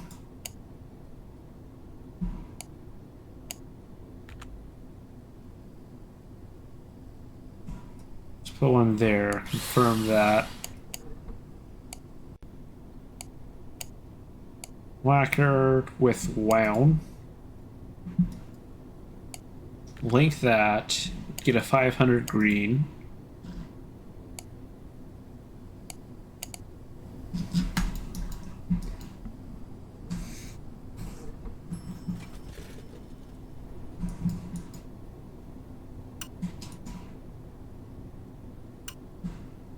And voila.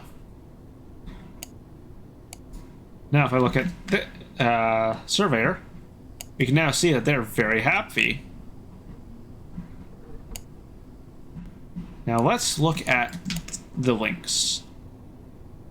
Holy shoot. Okay, well let's manage this and upgrade that.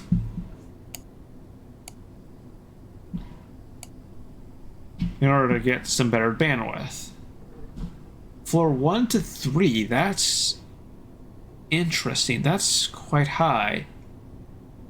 Is that because of... I think I know why. Can I ping this? Or am I going to need to do some network setup? I'm going to need to do some network setup. Alright. So, what was it again? 7531.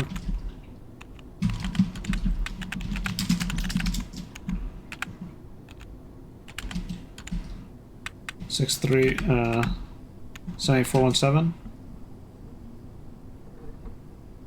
No, okay. Alright, well, trace 10 1 4 cycle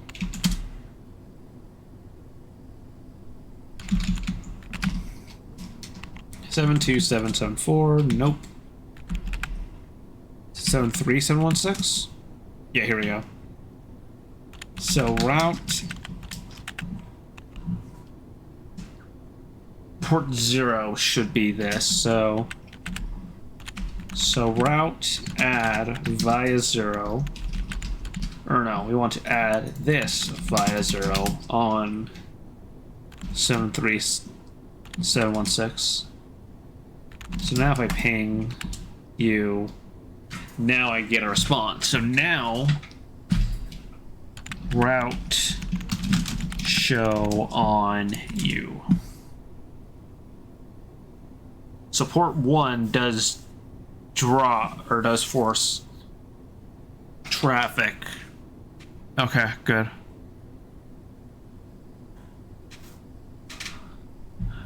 Does drop traffic, good. But that doesn't help with that. So it's time to go up to floor 3 and do the same kind of packet dropping there.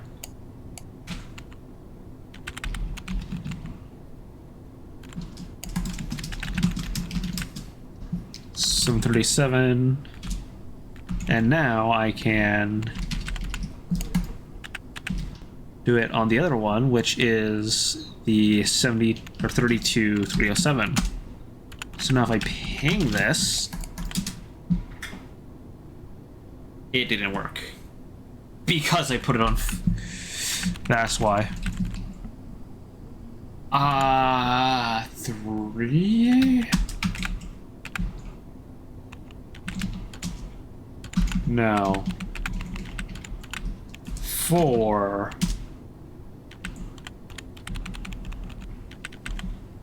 5.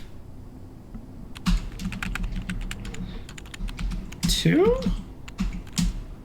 There we go.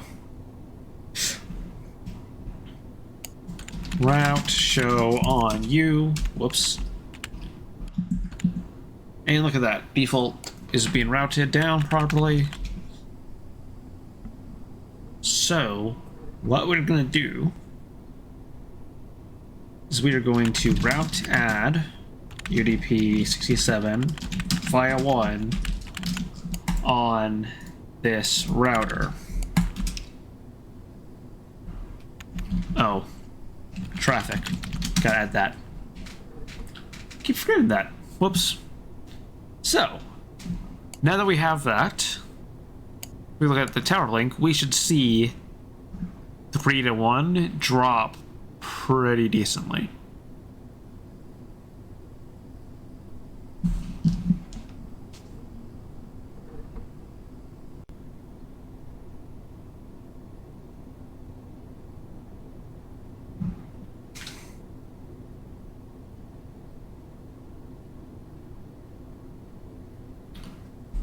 Maybe not. Interesting. Either way, shouldn't be too bad, hopefully. Looks like 1 to 5 is a bit high, too.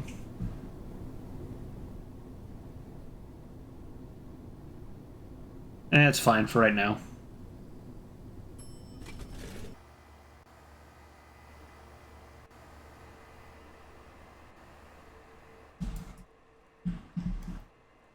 Funnily enough, I did not expect this to be going so well. It's just a single router on the data center floor.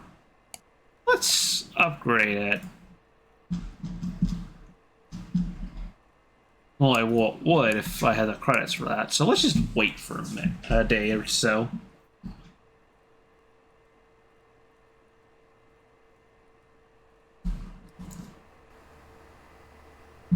Oh, right. Plus, we have that loan we want to get rid of.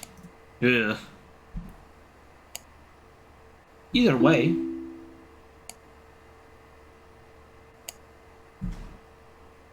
we're doing a decent job. Yeah, about 800.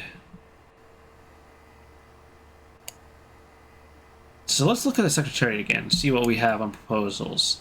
A new data center. Refurb hut. Okay, that's pretty good. So, refurb basically gives the same software, but it has a lower warranty, which means that, as you can see here, the warranty is expired and the reliability at 0%, meaning that it could pop at any time. Anytime? Dang. I was kind of hoping it actually pop there just to prove my point, but well, I guess it's not really comedic timing. I guess I'm not a fan of it. Either way, that means that we're gonna have to replace that sometime in the near future. But as you see, no warranty devices. But this is a bit pricey.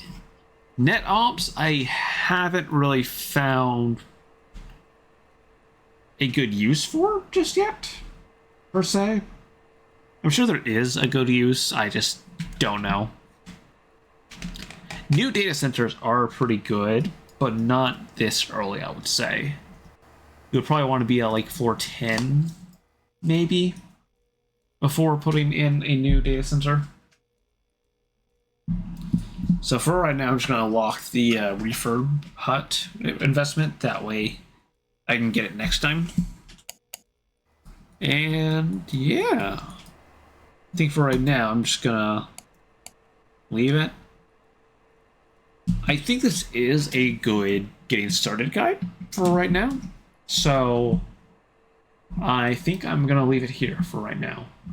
I got a bit of an early day tomorrow anyway, so good to just kind of rest and relax before then.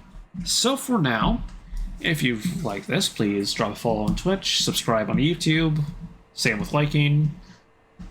And if you have questions, put it down in a comment. I don't think there's anything really. Let me look at my YouTube comments on the hearts. Let's see here. If there's anything I can mention real quick, that would be awesome. Alias commands. I believe I talked about them. Yeah. So DNS setup. Oh, right, I have that. So the DNS setup command that I have just installs the Padu and the DNS server all in one command. They can definitely make things or setup easier, especially if you like lose a server. Swap H8 to RT. That's a bit later with jailbreaking devices. Handy, but not right now. Besides that, yeah, I did mention the firewall setup that just denies or allows everything except all the valid ports and denies everything else. So I think we are good for a first part for a tutorial. Either way, if you guys like this, I hope just drop a follow, like, subscribe, all of that fun stuff. Give me questions. If I missed something, please let me know. But besides that, yeah, I think you have a good one, and see you next time.